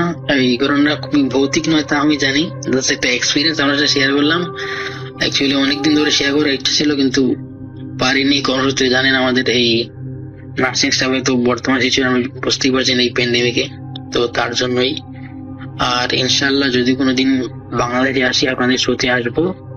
আমার দাদি ছিলেন খুবই অসুস্থ, আমার আব্বু বিদেশে ছিলেন এবং চাচারা ছিলেন অনেক ছোট আর কি, ছোট ছোট ছিলেন। কেউ মাদ্রাসায় থাকতেন, কেউ কারো বাসায় থেকে পড়াতেন, তার বিনিময়ে ঘুমাতেন, মানে এরকম আর কি। বাসা খুবই খালি ছিল, দাদা বাড়ি ছিল পুরোই ফাঁকা। তো আমার দাদির সাথে একজন চাচি থাকতেন। এই চাচির কিছু বদ অভ্যাস ছিল, যেমন তিনি দুপুরবেলা চুল খোলা রেখে তরকারি তুলতে, আমাদের গ্রামে একটা জায়গা আছে ক্ষেতের মতো, বিশাল বড় ক্ষেত, সেখানে তরকারি তুলতে যেতেন। উনাকে অনেকবার নিষেধ করা হয়েছে, উনি কারো কথাই শুনতেন না। তো এই চাচির হাজবেন্ড যে ছিল সে আমাদের জমি দেখাশোনা করতো, বর্গা যেটা বলে আর কি, ওই টাইপের কিছু একটা। তো অনেক আগের ঘটনা, আমি আসলে শুনে শুনে আমার ফুপুদের থেকে শুনেছি, আম্মু, আমার দাদি, সবার থেকে শুনে শুনে এই উনার সম্পর্কে একটা ঘটনা আমি পেয়েছি আমাদের বাড়িতেই, দাদা বাড়িতেই ঘটা। খুবই সত্যি একটা ঘটনা, মানে একদম সবাই স্বীকার করেছে, সবাই বলেছে যে আমরা দেখেছি। তো ঘটনাটা এরকম, একদিন এটা ছিল রমজান মাসেই ছিল, শীত ছিল তখন, খুব বেশি শীত না, মানে হালকা পাতলা শীত ছিল। তো আমার দাদি, আম্মা এবং এই চাচি একসাথেই ঘুমাতেন। চাচি নিচে ঘুমাতেন, আমার আম্মু আর দাদি উপরে ঘুমাতেন। একদিন তাহাজ্জুদের নামাজ সবাই একসাথে পড়তেন, খুব রেগুলারলি পড়তেন, তাহাজ্জুদ ফজর কিছুই বাদ দিতেন না। তো একদিন তাহাজ্জুদের সময় আমার আম্মু আর দাদি ঘুমেছিলেন। এই চাচির কি মনে হলো, উনি কিন্তু এই কাজ কখনো করতেন না, কিন্তু সেদিন কি হয়েছিল কে জানে, উনি তাহাজ্জুদের সময় একাই উঠলেন। উঠে একটা কুপি নিয়ে অনেক দূরে, মানে অনেক দূরে না, মানে কাছেই, কিন্তু আমার কাছে দূরে মনে হয়েছে ওই পুকুর ঘাটটা, ওখানে গেলেন একাই। গিয়ে উনি অজু করছেন, তাহাজ্জুদের নামাজ পড়বেন, অজু করছেন। তো এমন সময় উনি উনার ভাষ্য মতে, উনার থেকে আমি যেটা শুনতে পেয়েছি, উনি নিজে বলেছেন যে আমি যখন অজু করছিলাম আমি দেখতে পেলাম ঠিক আমার মতোই একটা মেয়ে পুকুরের অপর প্রান্তে দাঁড়িয়ে আছে, একদম আমার মতো শাড়ি, হাতে একটা কুপি, হ্যাঁ একদম আমার মতোই একটা কুপি হাতে একদম দাঁড়িয়ে আছে এবং মিট মিট করে হাসছে। তো উনি তাকিয়ে আছেন। উনি বললেন যে আমি দীর্ঘ সময় তাকিয়েছিলাম, আমার মনে হয়েছিল, মানে উনি তো গ্রাম্য ভাষায় বলেছেন, ভাষাটা আসলে যেটা দাঁড়ায় সেটা হচ্ছে যে উনি মন্ত্রমুগ্ধের মতো তাকিয়েছিলেন, উনার সময়ের কোনো হিসাব ছিল না। এভাবে তাকিয়ে থাকার পর আমার ওই যে চাচি, উনার নাম ছিল তহুরা চাচি, কিছুক্ষণ তাকিয়ে থাকার পরে উনার মানে উনি আর একটা তন্দ্রা ভেঙে গেল আর কি। উনি মানে তাকালেন আবার ঠিক করে, এবার উনি দেখতে পেলেন যে আসলে ওটা কোনো মহিলা না, ওটা মনে হচ্ছে যে মানে কিছু বোঝা যাচ্ছে না, মনে হচ্ছে কিছু একটা দাঁড়িয়ে আছে, ওটা একটা হাত পা, উনি মানে মনে হচ্ছে কি পুরো শরীরটা একসাথে পরিবর্তন হচ্ছে, এরকম কিছু একটা মনে হচ্ছে যে খুব, মানে উনি বুঝিয়ে বলতে পারেন না। মানে উনি বললেন যে উনার কাছে মনে হলো জিনিসটা মানে চেঞ্জ হচ্ছে, উনি বুঝতে পারছেন না, একটা অন্ধকার কিছুতে পরিণত হলো এবং উনাকে ডাকছে, হাত দিয়ে ডাকছে। তারপর উনি তো মানে স্তম্ভিত হয়ে গেলেন। তারপরে উনার কাছে মনে হলো, মানে উনার কথা শুনে যা বুঝলাম, উনার কাছে মনে হলো যে উনি হাওয়ায় ভর করে সেই জিনিসটার দিকে এগিয়ে গেলেন। এরপর উনার কিছুই মনে নেই। আচ্ছা, এবার আমার দাদি আর আমার আম্মা যেটা বলেন যে উনারা তো একটা সময় মানে ঘুম থেকে উঠলেন, উঠে উনারা দেখলেন তহুরা চাচি নেই। উনারা ভাবলাম হয়তো বাইরে গেছে, আচ্ছা যেতেই পারে, হয়তো ওয়াশরুমে গেছে, হ্যাঁ সকালবেলার কোনো কাজকর্মের জন্য গিয়েছে। ওনারা উঠলেন, উনারা উঠে অজু করতে যাবেন। এমন সময় এমন একটা হাওয়া বইলো, এমন একটা ঝড় হলো, গাছে গাছে বাড়ি খাচ্ছে। আমার দাদা বাড়ি আমি বলিনি, আমার দাদা বাড়ির পুরো পাশে পাশে পুরোটাই জঙ্গল। এখন একটু হলেও কমেছে, কিন্তু আমার আম্মার যখন বিয়ে হয় তখন পুরোই জঙ্গল ছিল। প্রচন্ড ভয়ঙ্কর একটা পরিবেশ ছিল এবং অজু দোয়া ছাড়া আমার আম্মা ঘর থেকে বেরই হতেন না। যাই হোক, তো প্রচন্ড ঝড় হচ্ছে, মনে হচ্ছে ঘরের ছাদের উপর ঠাস ঠাস করে মনে হচ্ছে যে তাল পড়ছে না ইট পড়ছে, কিছুই বোঝা যাচ্ছে না, প্রচন্ড শব্দ। এবং মানে আমার দাদি আম্মু ঘর থেকে বেরিয়ে হতে পারলেন না। যাই হোক, উনার ঘরে কিছু তোলা পানি ছিল, ওটা দিয়ে কোনো মতে উজু করে তাহাজ্জুদ সারলেন। ফজরের আজান দিল, উনারা আজান পরে নামাজ পড়লেন। এরপরে মনে হলো কিছুটা শব্দ কমেছে, ঝড় কমেছে। উনারা ধীরে ধীরে ঘর থেকে বের হলেন। ঘর থেকে বের হওয়ার পরে এখন উনারা মানে খুঁজছেন যে চাচি কই, কোথাও পাচ্ছেন না। তো এদিক সেদিক ঘুরতে ঘুরতে তো আশেপাশে হঠাৎ একটা রব উঠলো যে পূব পাড়ার গড়ের থেকে প্রচন্ড শব্দ হচ্ছে, ধস্তাধস্তির শব্দ, চিৎকার গঙ্গানির শব্দ হচ্ছে, মানুষ এগিয়ে গেছে ওখানকার মানুষজন।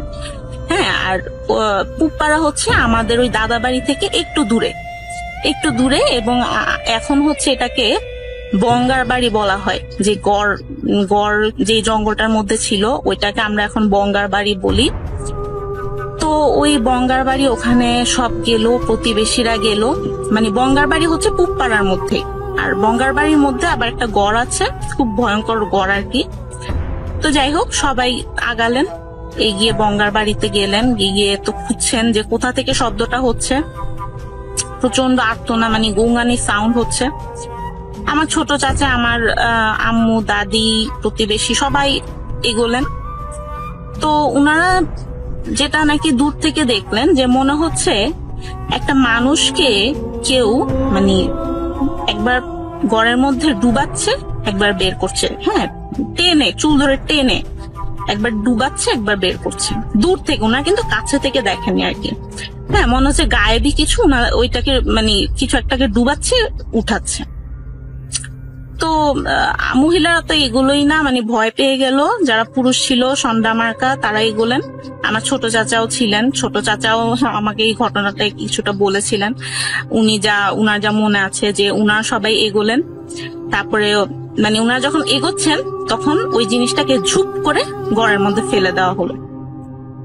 তো উনারা সবাই এগোলেন, এগিয়ে গড় থেকে যাই হোক যে জিনিসটা সেটাকে উদ্ধার করলেন, উঠালেন। উঠানোর পর যখন ওটাকে মানে এত কাদা ছিল, মানে প্রথমে তো উনারা বুঝেনি নাই যে এটা কোনো মানুষ। হ্যাঁ, এত কাদা ছিল তহুরা চাচির সারা গায়ে, এত ভারী ছিলেন উনি। উনাকে অনেক কষ্ট করে উঠানো হয় এবং পানি দিয়ে ধোয়া হয়। ধোয়ার পরে বোঝা যায় যে ও আচ্ছা এমনি আমাদের তহুরা চাচি। তারপর তো উনি পুরোপুরি মরমরই ছিলেন। হ্যাঁ, পুরোপুরি প্রায় মরার অবস্থায় হয়েছিল। উনাকে উঠানো হয়, উনাকে হাত মালিশ, পা মালিশ, মানে যা যা করা যায় গরম করার জন্য, উষ্ণ করার জন্য চেষ্টা করা হলো। তারপর হুজুর এলো, কবিরাজ এলো, অনেক তদবির চললো। উনার আসলে দীর্ঘদিন তদবির চলেছে। এর মধ্যে বলে নিই একটা কথা, যে এই যে তহুরা চাচির সাথে এত ঘটনা ঘটলো, এ সময় কিন্তু উনি প্রেগনেন্ট ছিলেন, 3 মাসের প্রেগনেন্ট ছিলেন। এবং উনার কিন্তু এই যে বাচ্চাটা, এটা কিন্তু উনার নষ্ট হয়ে যাওয়ার কথা, কিন্তু বাচ্চাটা এখনো বেঁচে আছে। মানে সে তো এখন বড় হয়েছে, অনেক বড় হয়েছে, চাকরি বাকরি করে শুনেছি। তো সে কিন্তু মারা যায়নি, সে বেঁচে আছে। এবং তবে তহুরা চাচির আসলে একটা ক্ষতি হয়ে গেছে। উনি কিন্তু এখনো ওই ঘটনার পর 3 বছর পর্যন্ত উনি অসুস্থ ছিলেন। উনার বাচ্চাটাকে উনার ননদ দেখতো। আর উনার এই যে দীর্ঘ সময় উনি অসুস্থ ছিলেন, উনাকে কিন্তু মানুষ অনেক পিছনে আবডালে, আড়ালে আবডালে বিভিন্ন নামে ডাকতো। এর সমস্যা আছে, এর মাথায় প্রবলেম আছে, অনেক সমস্যা হয়েছে, অনেকে অনেক কিছু বলেছে। আর উনার এখন পর্যন্ত এখনো উনি বেঁচে আছেন। এখন উনার সাথে কথা বললে যেটা বুঝি, আমি স্কুলে যাই, তো আমার এক ভাই আমাকে অফার করে যে তুই প্রতিদিন মাছ মেরে দিবি, আমি তোকে 300 টাকা দেব আর তোকে খাওয়ার জন্য অনেক মাছ দেব। তো আমি বলি ঠিক আছে, আমি তাহলে যাব। তো আমি মাছ ধরার জন্য স্কুল করে তারপরে চলে যাই বিকালের দিক, মানে 12টা 12:30 ওই দিক চলে যাই। যাওয়ার পরে তো আমি সারাদিন মাছ ধরি। মাছ ধরার পরে তো সন্ধ্যার সময় আমি মাছ বাড়িতে নিয়ে আসি। নিয়ে আসার পরে তো আমি যখন আসি, তো আসার সময় আসার পথে তো একটা পাওয়া যায় বাঁশঝাড়। তো বাঁশঝাড় ওইখান থেকে মনে হচ্ছিল অনেক একটা সুগন্ধীয় মাংসর বাসনা, মানে মাংসর গন্ধ পাওয়া যাচ্ছে। তো আমি ভাবি হয়তো ওই বাড়িতে পাশের বাড়িতে কেউ মাংস রান্না করছে, তাই এরকম সেন্ট পাওয়া যাচ্ছে বা এরকম বাসনা আসছে। তো আমি কিছু না ভেবে তো তারপরে বাড়ি চলে আসি। বাড়ি চলে আসার পর প্রতিদিনের মতনই খাওয়া দাওয়া করে ঘুমিয়ে পড়ি। ঘুমিয়ে পড়ার পর তার পরের দিনও মাছ ধরার কথা ছিল। তো আমাকে সেই ভাইয়া বলে কি যে রাকিব, কাল তো পুষ্কুনি সেচতে হবে, তো তোকে রাতে এখানে থেকে তারপর মাছ ধরতে হবে। তো আমি বলি ঠিক আছে ভাই, তাহলে রাতে আমি থাকবো, রাতে থেকে তারপর মাছ ধরবো। যেহেতু আমার মাছ ধরার নেশা অনেক ছিল, তাই আমি কিছু না ভেবে মাছ ধরি। মাছ ধরার পরে তো আমরা রাতে 1টা 1:30 পর্যন্ত মাছ ধরার পরে ঘুমিয়ে পড়ি। ঘুমিয়ে পড়ার পর প্রথম দিন যাক ভালোই ছিল, বেশি একটা কিছু হয়নি। তারপরের দিন আমরা তো ওইভাবেই মাছ ধরি। রাত প্রায় 3টা পর্যন্ত মাছ ধরার পরে মাছ ধরার যে খাসা আছে আর কি, পাশের খাসা, আমাদের এই গ্রামের অঞ্চলে খাসা বলে, তো ওই খাসায় আমরা অনেক বড় বড় মাছ মানে পানিতে জিয়ে থুই, মানে যাতে মাছটা না মারা যায়। তো জিয়ে থোয়ার পরে মাছটা ভালো থাকে। তো আমরা যখন ঘুমিয়ে যাই সবাই, তো আমি একটা আওয়াজ শুনতে পাই, খটখট খটখট আওয়াজ, মানে কি যেন ভাঙছে সেরকম আওয়াজ। তো আমি মানে ভাবি যে হয়তো এখানে অনেক মাছ আছে, শিয়াল আসতে পারে। তো আমি ভাবি নাই যে হঠাৎ করে এরকম একটা অলৌকিক ঘটনা ঘটে যাবে আমার সাথে। তো আমি যথারীতি ভাবছি যে হয়তো শিয়াল আসছে, তাই আমি একটু লাইটটা জ্বালিয়ে আবার অফ করে দেই। তো যখন সবাই ঘুমিয়ে পড়ছিল, তখন আমি ঘড়ির দিকে দেখি নাই কয়টা বাজে। তো আমি আবার ঘুমিয়ে পড়ি। ঘুমিয়ে পড়ার পর তারপরে সকালবেলা হয়ে যাওয়ার পরে তারপরে আমরা যে খাঁচায় মাছ রাখছিলাম, একদম বিশ্বাস করেন রাসেল ভাই, তো খাঁচার মুখ যেরকম আমরা বেঁধে রাখছিলাম একদম ওই রকমই আছে, কিন্তু খাঁচার মধ্যে একটাও মাছ নেই। আমরা যত মাছ রাখছিলাম একটাও মাছ নেই, শুধু মাছগুলোর মাথা আছে, শুধু কাটা মাথাগুলো আছে, তাছাড়া আর কিছুই নেই। তো আমরা ভাবি যে হয়তো কেউ এটা শয়তানি করে করছে বা আমাদের সাথে শত্রুতাই করে করছে। তো আমরা কিছু ভাবি না, আমরা যথারীতি মানে এটা নিয়ে আর মাথা ঘামাই না, যেহেতু ওইখানে অনেক অল্প মাছ ছিল, সেই জন্য আমরা কিছু ভাবি না। তো তারপরের দিন আমরা প্রায় রাত 2:30 পর্যন্ত মাছ ধরার পরে ঘুমিয়ে যাই। ঘুমিয়ে যাওয়ার পরে তো আবার রাত্রে একটা শব্দ শুনতে পাই, কর্মর শব্দ। তো আমি ভাবছি যে হয়তো শিয়াল আসছে, সেই জন্য এরকম শব্দ হচ্ছে। তো আমি যথারীতি ঘুমিয়ে যাই।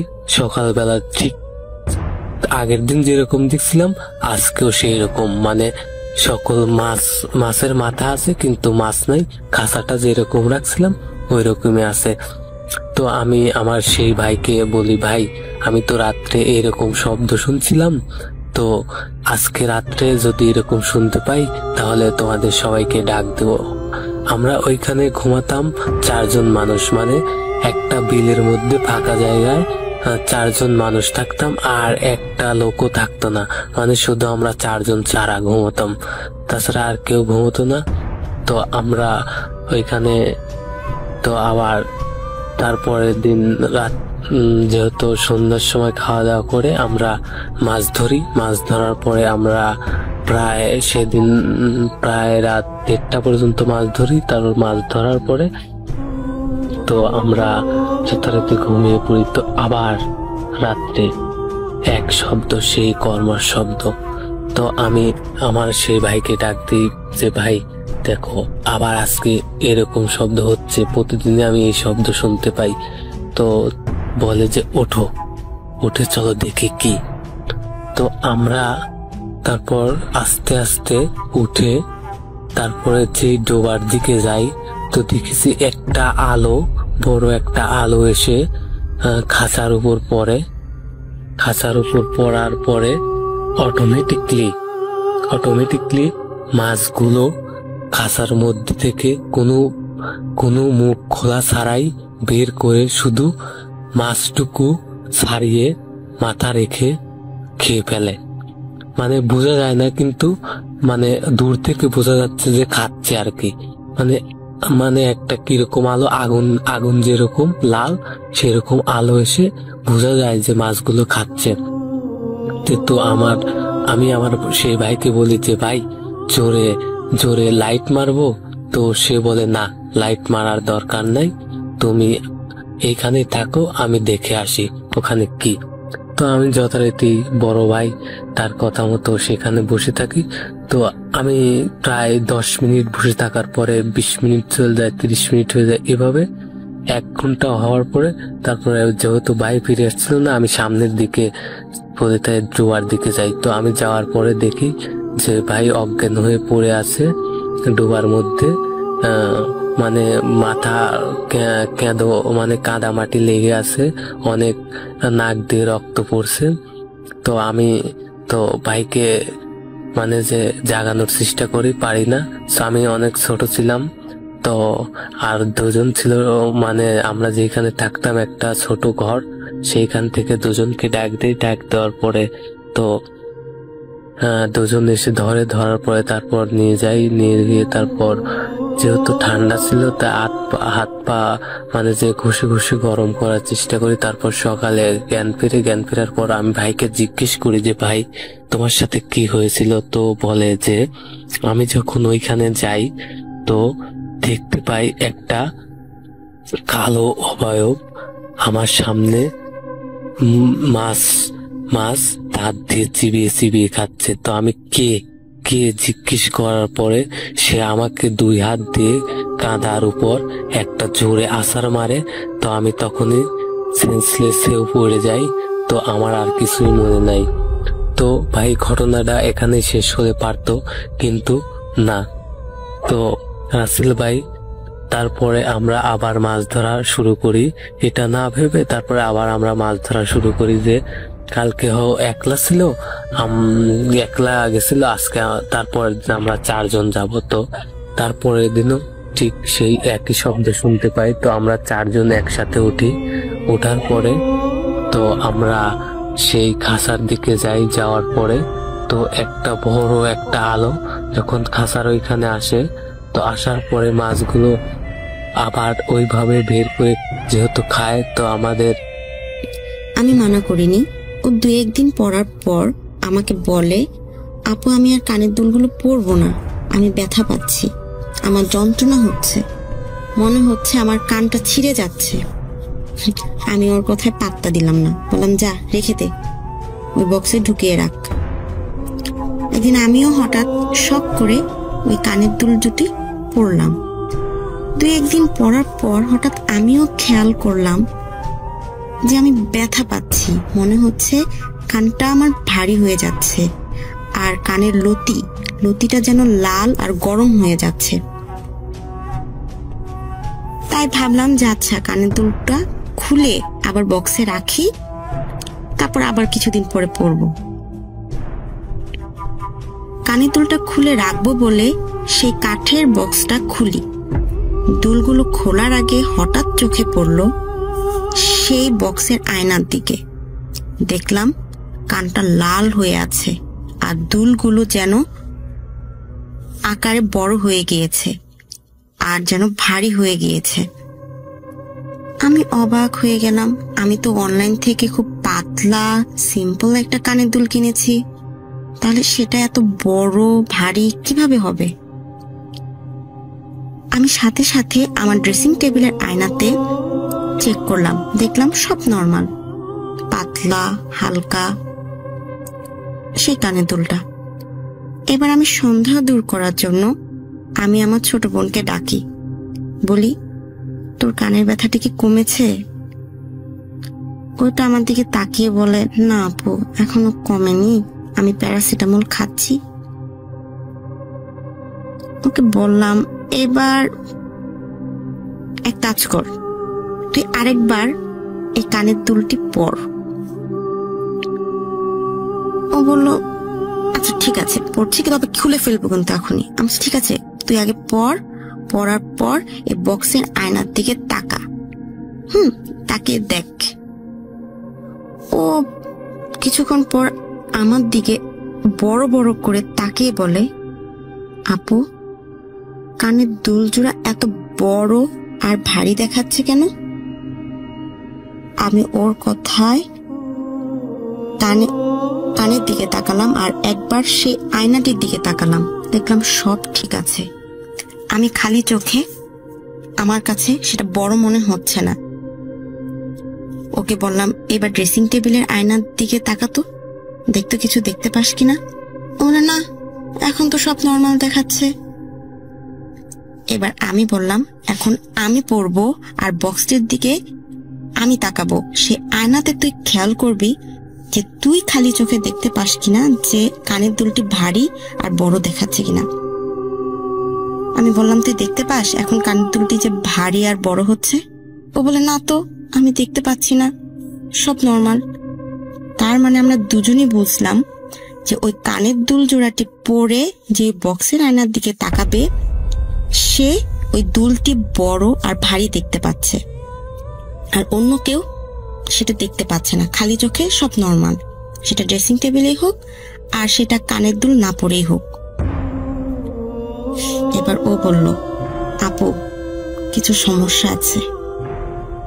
আমিও বললাম, আমি একবার ভেবেছিলাম বোধহয় আয়নার প্রবলেম, যে কিছু আয়না আছে না যে যে কাছের জিনিসকে অনেক বড় দেখায়, আবার অনেক দূরের জিনিসকে অনেক কাছে দেখায়, বা এরকম আমি ভেবেছিলাম যে এই টাইপের আয়না হতে পারে। ও বলো, শোনো আপু, একটা কাজ করি, আমাদের যে তালিমের হুজুর আন্টি আছে ওনার সাথে কথা বলি। ঠিক আছে, বলি। তো ওই আন্টিটার কাছে আমি গেলাম, আমরা সব খুলে বললাম যে এরকম সমস্যা, কি করা যায়। উনি বলল যে তোমরা এক কাজ করো, ওই কানের দুল আর ওই বক্সটি আমার কাছে নিয়ে আসো। নিয়ে উনি কিছুক্ষণ দেখলেন, দেখার পরে বললেন, তোমরা আমার সাথে আগামীকাল দেখা করো। আমরা ওনার কথা মতো পরের দিন দেখা করতে গেলাম। উনি বললেন যে এই কানের দুল আর বক্সটি একটি জিনের, তোমাদের কুফরি করার জন্য ওই জিনটিকে কেউ লেলিয়ে দিয়েছে।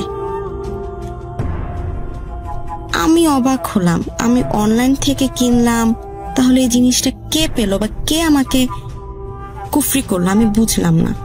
উনি বললেন, হয়তো অনলাইন থেকে তুমি যে অর্ডার করেছো তোমার কাছের কেউ তোমাদের দুই বোনকে ক্ষতি করার জন্য হয়তো কুফরি করেছে, তারপর সে তোমাকে এনে দিয়েছে। আমি বললাম, আমি তো এটি ডেলিভারিতে আমার ডেলিভারি বয় এসে আমাকে দিয়ে গিয়েছে। ওই হুজুর আন্টিটি বললেন, তুমি তাকে দেখেছো? আমি বললাম, না, ঠিক খেয়াল করিনি, অতটা ভাবিনি। আচ্ছা, যে এটি তোমাকে দিয়েছে বা যেভাবে হোক, যে মাধ্যমেই হোক তোমার কাছে পৌঁছেছে, উনি তোমার ক্ষতি চেয়েছেন। তোমরা দুই বোনের মধ্যে যদি এই কানের দুল কেউ টানা 4 থেকে 5 দিন পড়তে, তাহলে তোমাদের ক্ষতি হতো। এখন আমাদের চিন্তা লাগছে যে আসলে কি আমাদের কোনো ক্ষতি হবে কিনা। বা উনি বলেন, না, হুজুর আন্টি বলেন, না, তোমরা চিন্তা করো না, আমি ওটা তোমাদের কুফরি থেকে কাটিয়ে নিয়েছি, কোনো সমস্যা হবে না আশা করি। তবে হ্যাঁ, তোমরা সাবধানে থেকো, আমি এখনো সেটা খুঁজে পাইনি। কে তোমাদের ক্ষতি করতে চাচ্ছে? দেখতে খুবই ভয়ানক ছিল, কারণ 6 ফুটের একটি মাছ কত বড় হতে পারে এটা আপনি সবাই জানে। মাছটি দেখে একটি লোক খুবই লোভ করে, যার কারণে ওই মাছটি শিকার করার জন্য সে প্রস্তুতি নেয়। সে মাছটিকে দেখেও ফেলে, সে কুচ দিয়ে সেই মাছটিকে আঘাত করে, যার ফলে মাছটি সেখান থেকে উধাও হয়ে যায়। আর সেই মাছটিকে খুঁজে পায়নি। এদিন রাত থেকে তার খুবই জ্বর আসে, অনেক জ্বর। সে জ্বর আসার 7 দিনের মাথায় সেই লোকটি মারা যায়। এ থেকে ওই জায়গায় আশেপাশে যারা ছিল তারা খুবই সতর্ক হয়ে যায়, ওই মাছটি দেখলে কেউ আর আঘাত করতে যায় না। এরপর একদিন ছোট ছেলে মেয়ে, 6 থেকে 7 বছরের ছেলে মেয়ে ওই পুকুরে নামে গোসল করতে, কেউ দেখতে পায়নি তাই নেমে যায়। তাদের দুজনের পাও ধরে কি টেনে একটা টান দিয়ে তাদেরকে নিয়ে যায়। তাদের খুঁজে পাওয়া যায় না ওই পানির থেকে। খুঁজে পাবে কি করে, মানে পুকুরে কোনো কিনারাই ছিল না নামার মতো। তবুও বাচ্চারা কিভাবে নেমে গেছিল কেউ বলতে পারেনি। 3 দিন পরে ওই 2 বাচ্চার লাশ ভেসে ওঠে। পায়ের মধ্যে লতা পাতা পেঁচিয়ে ছিল, এটাই শুধু দেখেছিল, আর তারা কিছু পায়নি। এই ঘটনা থেকে একটু পিছিয়ে চলে যাচ্ছি, কারণ আমার কোনোটা খেয়াল ছিল না, এখন মনে পড়লো। আগে কারো বাড়িতে বিয়ে হলে, যে বিশেষ করে যারা গরিব ছিল তারা তো আর খরচ করতে পারতো না, কি তারা স্বপ্নে দেখতে পারতো যে ওই পুকুর থেকে হাড়ি পাতিল চাইতে বলা হচ্ছে। মানে ওই জিনেরা ওই যার বাড়ির অনুষ্ঠান তারা মুরব্বীদের দেখাতো যে আমার পুকুরে আসো, পুকুরে এসে তোমরা যা চাইবা তাই পাবা। তেমন করে মানুষ চেয়েছিল, নাকি যেটা জানতে পারে চেয়েছিল, সবাই পেয়েছিল। যেমন হাড়ি পাতিল, এগুলো অন্য সব জিনিসপত্র না, যেগুলো বিয়েতে রান্না বান্নার কাজে ব্যবহার করে ওইসব জিনিসপত্র। মধ্যে আর একটা শর্ত ছিল যে কাজ শেষ হয়ে যাওয়ার পরে ওই পুকুরে ভাসিয়ে দিতে হবে, যাতে পরবর্তী অন্য কোনো লোক আবার চাইলে পেতে পারে। ওই জিনিসগুলো নাকি খুবই দেখতে খুবই সুন্দর ছিল, পিতলের। মহিলা ওই পিতলের একটা বাটি থেকে খুব লোভ করে এবং পিতলের একটা বাটি রেখে দেয়। বাটিতেই রেখে দেওয়ার পরে বাকি যে সব জিনিস হাড়ি বাতিল ছিল ওগুলো ওই পুকুরে আর ডুবতে ছিল না, যার কারণে সবাই হায় উতাস করতে থাকে যে কি হলো, যে এগুলো কেন ডুবে যাচ্ছে না, হয়তো বা কোনো সমস্যা হয়েছে। প্রত্যেকতে নাকি জানা যায় যে ওই পুকুরের আশেপাশে যেগুলো বাড়ি ছিল সবাই নাকি স্বপ্নে দেখেছিল যে একটি জিনিস যেটি পায়নি, যে কারণে বাকি জিনিসগুলো ডুবে যাচ্ছে না। এখন সবাই খোঁজাখুঁজি শুরু করলো যে কি জিনিস বাকি রয়ে গেলো যার কারণে এগুলো ডুবছে না।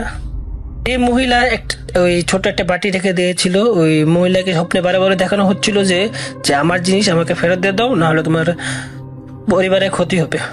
মহিলা নাসিরবান্দা উনি আর ওগুলো ফেরত দেনে। এরপর থেকে ওই মহিলার বাড়িতে একটা পর একটা অঘটন করতে থাকে। প্রথমত তার মেয়ে অসুস্থ হয়ে মারা যায়, তারপর তার স্বামী এক এক করে সবাই মারা যেতে থাকে। তারপর লাস্টে ওই মহিলাটাও মারা যায়, যেটা জানতে পারি ওই সামান্য একটা বাটির জন্য। তারপর ওই বাটিটা পুকুরে ফেরত দেওয়া হয়।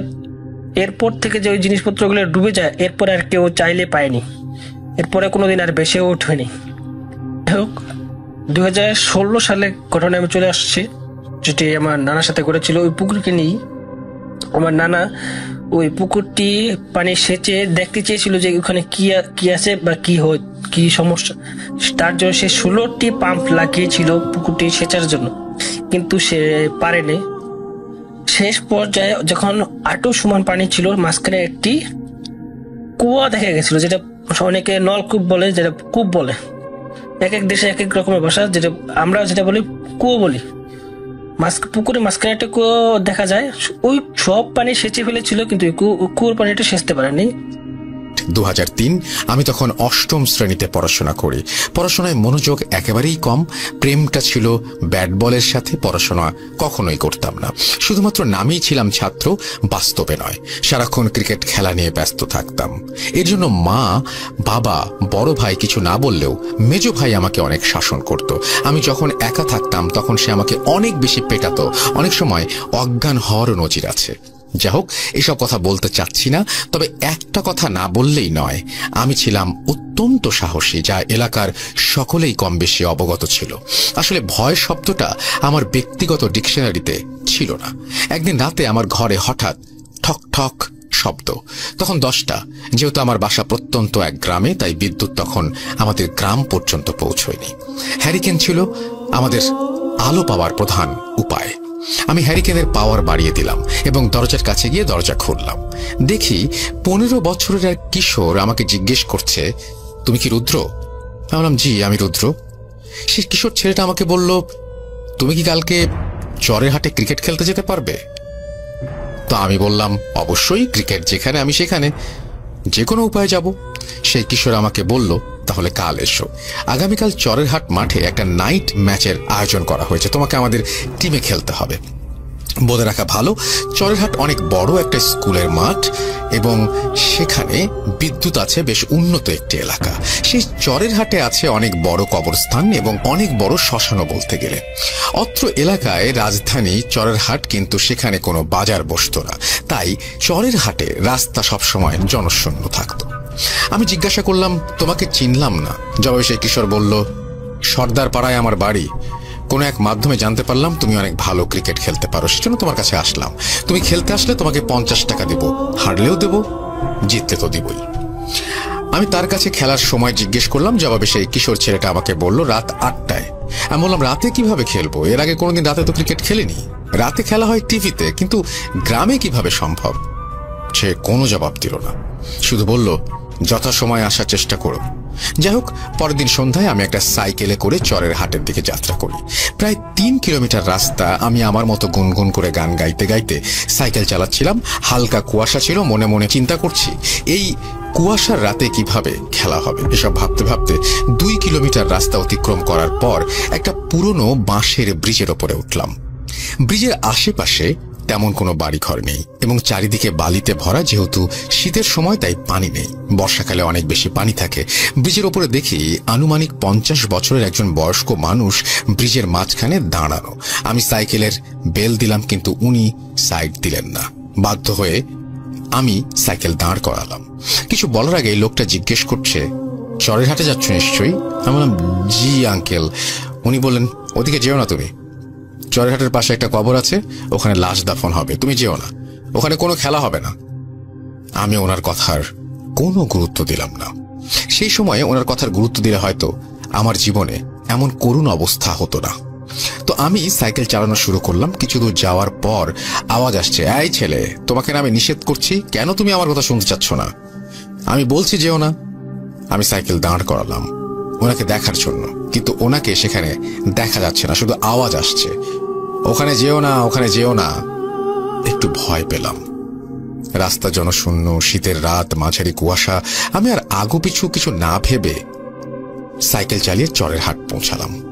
চরের হাটে গিয়ে দেখি কোনো কিছুই নেই, নেই কোনো আয়োজন, কি শুনশান নীরবতা, মাঝে মাঝে শেয়ালের ডাক। আমি বিস্মিত হলাম, তাহলে ওই লোকটার কথাটাই ঠিক ছিল। এসব ভাবতে ভাবতে সাইকেলে উঠে রওনা দেব, এমন সময় রুদ্র বলে ডাক দিল সেই কিশোর, তুমি কোথায় যাচ্ছ? আমি বললাম, কোনো খেলোয়াড় নেই, লাইট নেই, এখানে কোথায় খেলা হবে? সেই কিশোর ছেলেটা বলল, আমার সাথে এসো। এরপর আমি বললাম, তুমি আমার সাথে দুষ্টুমি করছো কেন? আমি খেলতে যেতে পারবো না। তখন ছেলেটা বড় বড় চোখ করে আমার দিকে তাকিয়ে আছে দেখলাম, আর বলছে, তোমাকে যেতেই হবে। সেই কিশোর ছেলেটা আমাকে বাধ্য করলো তার সাথে যেতে। পথিমধ্যে তাকে আমি জিজ্ঞেস করলাম আমাকে কোথায় নিয়ে যাওয়া হচ্ছে। সে কিছুই বলল না, বলল, চলো। যাওয়ার সময় রাস্তায় অনেক প্রশ্ন করলাম, কিন্তু আমার ছুড়ে দেয়া প্রশ্নের যথাযথ জবাব না দিয়ে শুধু বলছে, আমার সাথে চলো। আমি একটু চালাক, বললাম, সাইকেলটা ওখানে আছে, আমি গিয়ে একটু নিয়ে আসছি। সে আমাকে বলল, ওইখানেই থাক। আমি কোনো ক্রমেই তার কথা শুনলাম না, একটা ধমক দিলাম। কিশোর ছেলেটা বলল, ঠিক আছে, সাইকেল নিয়ে আসো। আমি তাড়াতাড়ি সাইকেলের কাছে গেলাম, ভাবলাম তাড়াতাড়ি কেটে পড়ি, সাইকেলে উঠে রওনা দেবো। এমন সময় দেখি কিশোর ছেলেটা আমার সামনে হাজির। সে জিজ্ঞাসা করছে, কোথায় যাচ্ছ? আমি বললাম, তোমার কাছে যাচ্ছি। সে বলল, মিথ্যাচার করো না, এর ফলাফল ভয়াবহ হবে, চলো আমার সাথে। ততক্ষণে বুঝতে বাকি রইল না প্যারানর্মাল কিছু ঘটতে যাচ্ছে আমার জীবনে। তবুও বুকে সাহস নিয়ে রওনা দিলাম। সেই ছেলেটাকে অনেক কথা জিজ্ঞেস করলাম, কিন্তু না, কোনো জবাব নেই, শুধু বলছে, চলো আমার সাথে চলো। কিছু দূর যাওয়ার পর হঠাৎ চোখের পলকেই সামনে একটা অভিজাত বাড়ি, এক অন্য জগৎ। আমি অবাক হলাম, এই চরের হাটের মতো অজপাড়া গায়ে এমন বাড়ি কল্পনা করা যায় না। অনেকটা স্বপ্ন মনে হলো। গায়ে চিমটি মেরে দেখলাম ব্যথা পাচ্ছি। ভাবলাম, সত্যিই তাহলে আমি এই বাড়ির সামনে, এমন সুন্দর বাড়ির সামনে দাঁড়িয়ে আছি। এত সুন্দর বাড়ি তো আমি ঢাকা শহরেও দেখিনি। যাই হোক, বাড়ির ভিতরে গিয়ে তো রীতিমতো হতভম্ব। এত সুন্দর সাজসজ্জা করা রুম আমি কোনো দিনও দেখিনি, আর এভাবে কোনো রুমে সাজসজ্জা হতে পারে এটাও আমার কল্পনার বাইরে ছিল।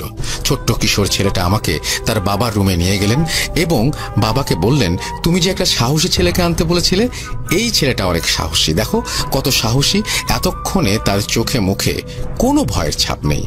সে তার বাবাকে এই কথা বলে চলে গেল। সেই বয়স্ক লোকটা আমাকে বলল, শোনো, ভয়ের কিছু নেই, তোমরা মানুষ, আমরা জিন জাতি। এই কথা শুনে আমার পায়ের নিচে কোনো মাটি নেই, ভয়ে হাত পা থরথর করে কাঁপছে। আমি তোমাদের কোনো ক্ষতি করব না, তোমাকে দিয়ে একটা কাজ করাবো। অনেকদিন থেকেই একটা সাহসী ছেলে খুঁজছি। তিনি আমাকে বললেন, কিছুদিন আগে বাঁশখালী গ্রামে একটা লোক মারা গেছে, তার দাফন চরেরহাট কবরস্থানে হয়েছে। আজ রাতের 7 দিন শেষ হবে, সুতরাং আজ রাতেই তোমাকে সেই কবর থেকে সেই লাশটা তুলে আনতে হবে। এই কথা শুনেই আমি অজ্ঞান। জ্ঞান ফিরে দেখি সেই বয়স্ক লোকটা আমার সামনেই মেঝেতে। আমি কেঁদে কেঁদে বললাম, আঙ্কেল, আমাকে বাড়ি যেতে দেন, আমার মা অনেক চিন্তা করবে। উনি কোনো কথার পাত্তাই দিলেন না, উল্টো খেপে গিয়ে বললেন, লাশ তোমাকে তুলতেই হবে, চলো, তাড়াতাড়ি চলো, কোনো উপায় নেই। আমাকে বললেন, দেখো ওখানে একটা জায়নামাজ আছে, ওটার উপরে দাঁড়াও। আমি বাধ্য হয়ে সেই জায়নামাজের উপরে দাঁড়ালাম। কিছু বুঝে ওঠার আগেই আমি সেই চরেরহাটের কবরস্থানে উপস্থিত। চিন্তা করলাম পালিয়ে যাই, কিন্তু সাইকেল তো সেই বাড়িতে, যাব কিভাবে?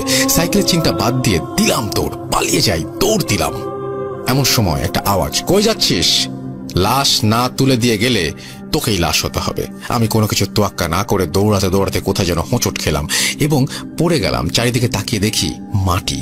আমি চিৎকার করলাম, কিন্তু আমার মুখ দিয়ে কোনো আওয়াজ বের হচ্ছে না। আমি ভালো করে চারিদিকে তাকিয়ে দেখি একটা কবরে শুয়ে আছি।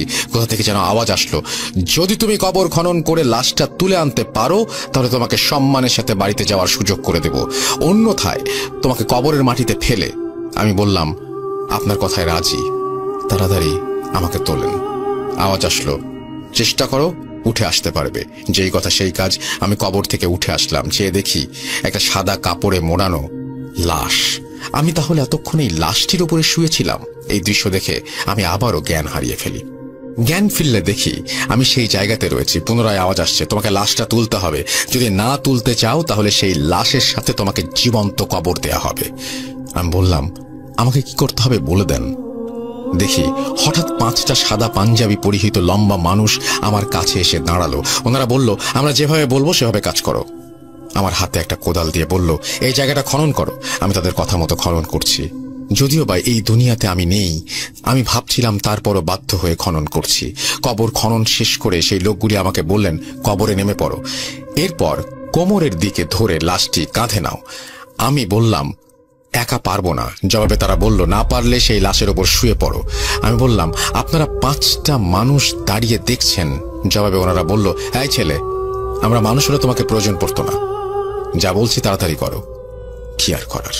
তাদের কথা মতো লাশের কোমর ধরে কাঁধে তুলে সেই মুহূর্তে লাশ থেকে অনেক সুন্দর ঘ্রাণ বের হচ্ছে এবং আমার কাছে মনে হচ্ছে সদ্য দাফন করা হয়তো কোনো লাশ, অথচ লাশটি 7 দিন আগে দাফন করা হয়েছে। যাই হোক, লাশটি কাঁধে নিয়ে উপরে উঠতেই দেখি লাশের কফিন নিয়ে কয়েকজন দাঁড়িয়ে আছেন এবং তারা বললেন, এই কফিনের উপর লাশটি রেখে দাও। আমি তাদের কথা মতো কাজ করলাম। এরপর দেখি অনেক সাদা পাঞ্জাবি এবং টুপি পরিহিত অনেকগুলো মানুষ সারিবদ্ধ হয়ে দাঁড়িয়ে আছে নামাজের কাতারের মতো করে। 4 জন মানুষ লাশের কফিন কাঁধে নিয়ে অন্য এক জায়গায় নিয়ে জানাজা পড়ানোর জন্য রেখে দিল। জানাজা শুরুর সময়ে অনেকেই বক্তব্য দিলেন, কিন্তু সেটা আরবি ভাষায়, এজন্য আমি কিছু বুঝতে পারলাম না। বক্তব্য শেষে জানাজা ইমামতি করলো সেই ছেলের বাবা। এই মুহূর্তে আমার কোনো ভয় ছিল না, কারণ চারিদিকে অনেক মানুষ, যদিও বা তারা সকলেই জিন।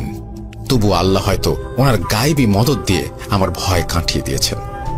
জানাজা শেষ হলে পুনরায় আমাকে লাশটা কবরে রাখতে বললেন। আমি কষ্ট করে লাশটা কবরে রেখে দিলাম।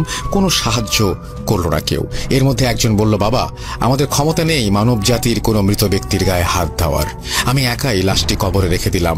আমার চারপাশে অসংখ্য মানুষ দোয়া কালাম পড়ছে, কিন্তু তাদের হাত দিয়ে কোনো কাজ করছে না। তবে সেই মুহূর্তের কথা ভাবলে মনে হয় কোনো এক অদৃশ্য শক্তি আমাকে সাহায্য করেছে, না হলে সেই একাই একটা লাশ কবর থেকে তুলে পুনরায় সেটা কবরে স্থাপন করা আমার পক্ষে সম্ভব ছিল না। যে কাজ 5-6 জন মানুষ মিলে করে, সেটা কিভাবে একাই সম্পন্ন করলাম আমি জানি না। এই একাই মাটি চাপা দিয়ে দাফন সম্পন্ন করলাম। লাশ দাফন শেষে আমি আমার আশেপাশে যে সকল মানুষ ছিল মুহূর্তে তারা লাপাত্তা, একটা মানুষও নেই আমার আশেপাশে। সেই মুহূর্ত থেকে আমার অনেক ভয় হচ্ছিল। ভয় আর ভয়, সেই সন্ধ্যা থেকে ভয়ই শুরু হয়েছে। ভয় পেয়ে কি লাভ, বেঁচে আছে এটাই বড় কথা। যেই কথা সেই কাজ, গাইবি আওয়াজ, একটু সামনে যাও, তোমার সাইকেল আছে সেটা নিয়ে বাড়িতে চলে যাও। এরপর এই ভালো কাজের প্রতিদান আল্লাহ তোমাকে দেবেন কোনো একদিন। এই কথাগুলো বলার পর আর কোনো আওয়াজ আসলো না। যাই হোক, একটু সামনে গিয়ে দেখি আমার সাইকেল একটা গাছের সাথে হেলান দিয়ে রাখা। আমি সাইকেল সামনে নিয়ে গেলাম এবং পুষে পড়লাম সাইকেলটাতে। বাড়ি যাওয়ার চিন্তা করলাম। এমন সময় পুনরায় একটা আওয়াজ আসলো, আজ রাতে তোমার সাথে যা ঘটলো কারো কাছে বলবে না, যদি কেউ জানতে পারে তুমি ক্ষতিগ্রস্ত হবে। আমি কিছুক্ষণ অপেক্ষা করলাম, কোনো আওয়াজ না আসায় আমি রওনা দিলাম। বিপদ যেন পিছু ছাড়ছে না। ঘটনা এখানেই শেষ হতে পারত, কিন্তু সেই ব্রিজের কাছে যাওয়ার পরে সেই বয়স্ক লোকটা আমার সামনে এসে দাঁড়ায়, যিনি চরের হাটে যেতে আমাকে নিষেধ করেছিলেন। উল্টো দিকে দাঁড়িয়ে আমাকে বলছেন, তোমাকে নিষেধ করা সত্ত্বেও তুমি চরের হাট কেন গিয়েছো? আমি বললাম, ভুল হয়েছে, বুঝতে পারিনি। উনি আমাকে বললেন, তোমার কোনো ক্ষমা নেই, আজ তোমার শেষ রাত। একথা বলেই মুহূর্তে তার আকৃতি পরিবর্তন করে সেই মুহূর্তে সেই বয়স্ক লোকটা মাথা ছিল না এবং চোখ দুটো বুকের ওপর এবং হাত ছিল একটা পা। এটা দিয়ে সে বিকট চিৎকার করে আমার দিকে তেড়ে আসছে এবং বলছে, এটাই তোর শেষ রাত, মৃত্যুর জন্য প্রস্তুত হরে মানব সন্তান। এই কথাগুলো যে কি পরিমাণ ভয়াবহ ছিল তা আমি ছাড়া উপলব্ধি করার ক্ষমতা আর অন্য কারণেই। সেই ভয়ানক কথা এবং দৃশ্য দেখে আমি অজ্ঞান হয়ে যাই এবং সেই সাথে আমার জীবনের কালো রাতের সমাপ্তি ঘটে। পরের দিন আমি আমাকে বিছানায় আবিষ্কার করি। দেখি আমার কাছে আমার মা বাবা বসে আছে এবং বাড়িতে অনেক মানুষ, অনেক দূর থেকে বড় বড় কবিরাজগণ এসেছেন। তারা আমার জ্ঞান ফেরার অপেক্ষায় আছেন। আমার বাবাকে এবং আমার মাকে কবিরাজগণ বলেছিলেন তার জ্ঞান ফেরার পর কোনো কিছু জিজ্ঞেস না করতে। যাই হোক, যেই কথা সেই কাজ। মা বাবা আমাকে কোনো কিছু জিজ্ঞেস না করে সরাসরি কবিরাজদের জ্ঞান ফেরার বিষয়টি জানলেন। 4 জন কবিরাজ আমার কাছে এসে জিজ্ঞেস করলো আমি ব্রিজের ওপর কিভাবে গেলাম। আমি কবিরাজগণকে সবকিছু খুলে বললাম। তারা একথা শুনে হতভম্ব হয়ে গেল। আমি বললাম, এসব কাজ কিভাবে করতে সক্ষম হলাম? মাত্র 14 বছরের একটা কিশোরকে এত কিছু কিভাবে সম্ভব হলো? যাই হোক, তখন কবিরাজগণ একটা ঘটনার কারণ উদ্ঘাটন করার সিদ্ধান্ত গ্রহণ করলেন। তুলারাশির কাউকে নিয়ে আসতে বললেন। অনেক খোঁজাখুঁজির পর একটা 25 বছরের যুবকের সন্ধান পাওয়া গেল। তার ওপরেই কবিরাজগণ জিন ভর করানোর সিদ্ধান্ত গ্রহণ করলেন এবং অনেক মন্ত্র পাঠ করে সেই যুবকের গায়ে জিন ভর করালেন। কবিরাজগণ যখন নিশ্চিত হলেন তিনি জিন হাজির করতে পেরেছেন, সেই জিনের কাছে জানতে চাইলেন এই ছেলের সাথে কেন এসব ঘটনা ঘটলো। প্রথমে কিছু বলতে চাচ্ছিল না। কবিরাজগণ জানতে চাইলেন, তুমি কেন বলতে চাচ্ছ না? জবাবে জিনটি বলল, তারা অনেক শক্তিশালী, আমি যদি বলে দেই তাহলে আমার ক্ষতি হবে। ঠিক তখনই কবিরাজ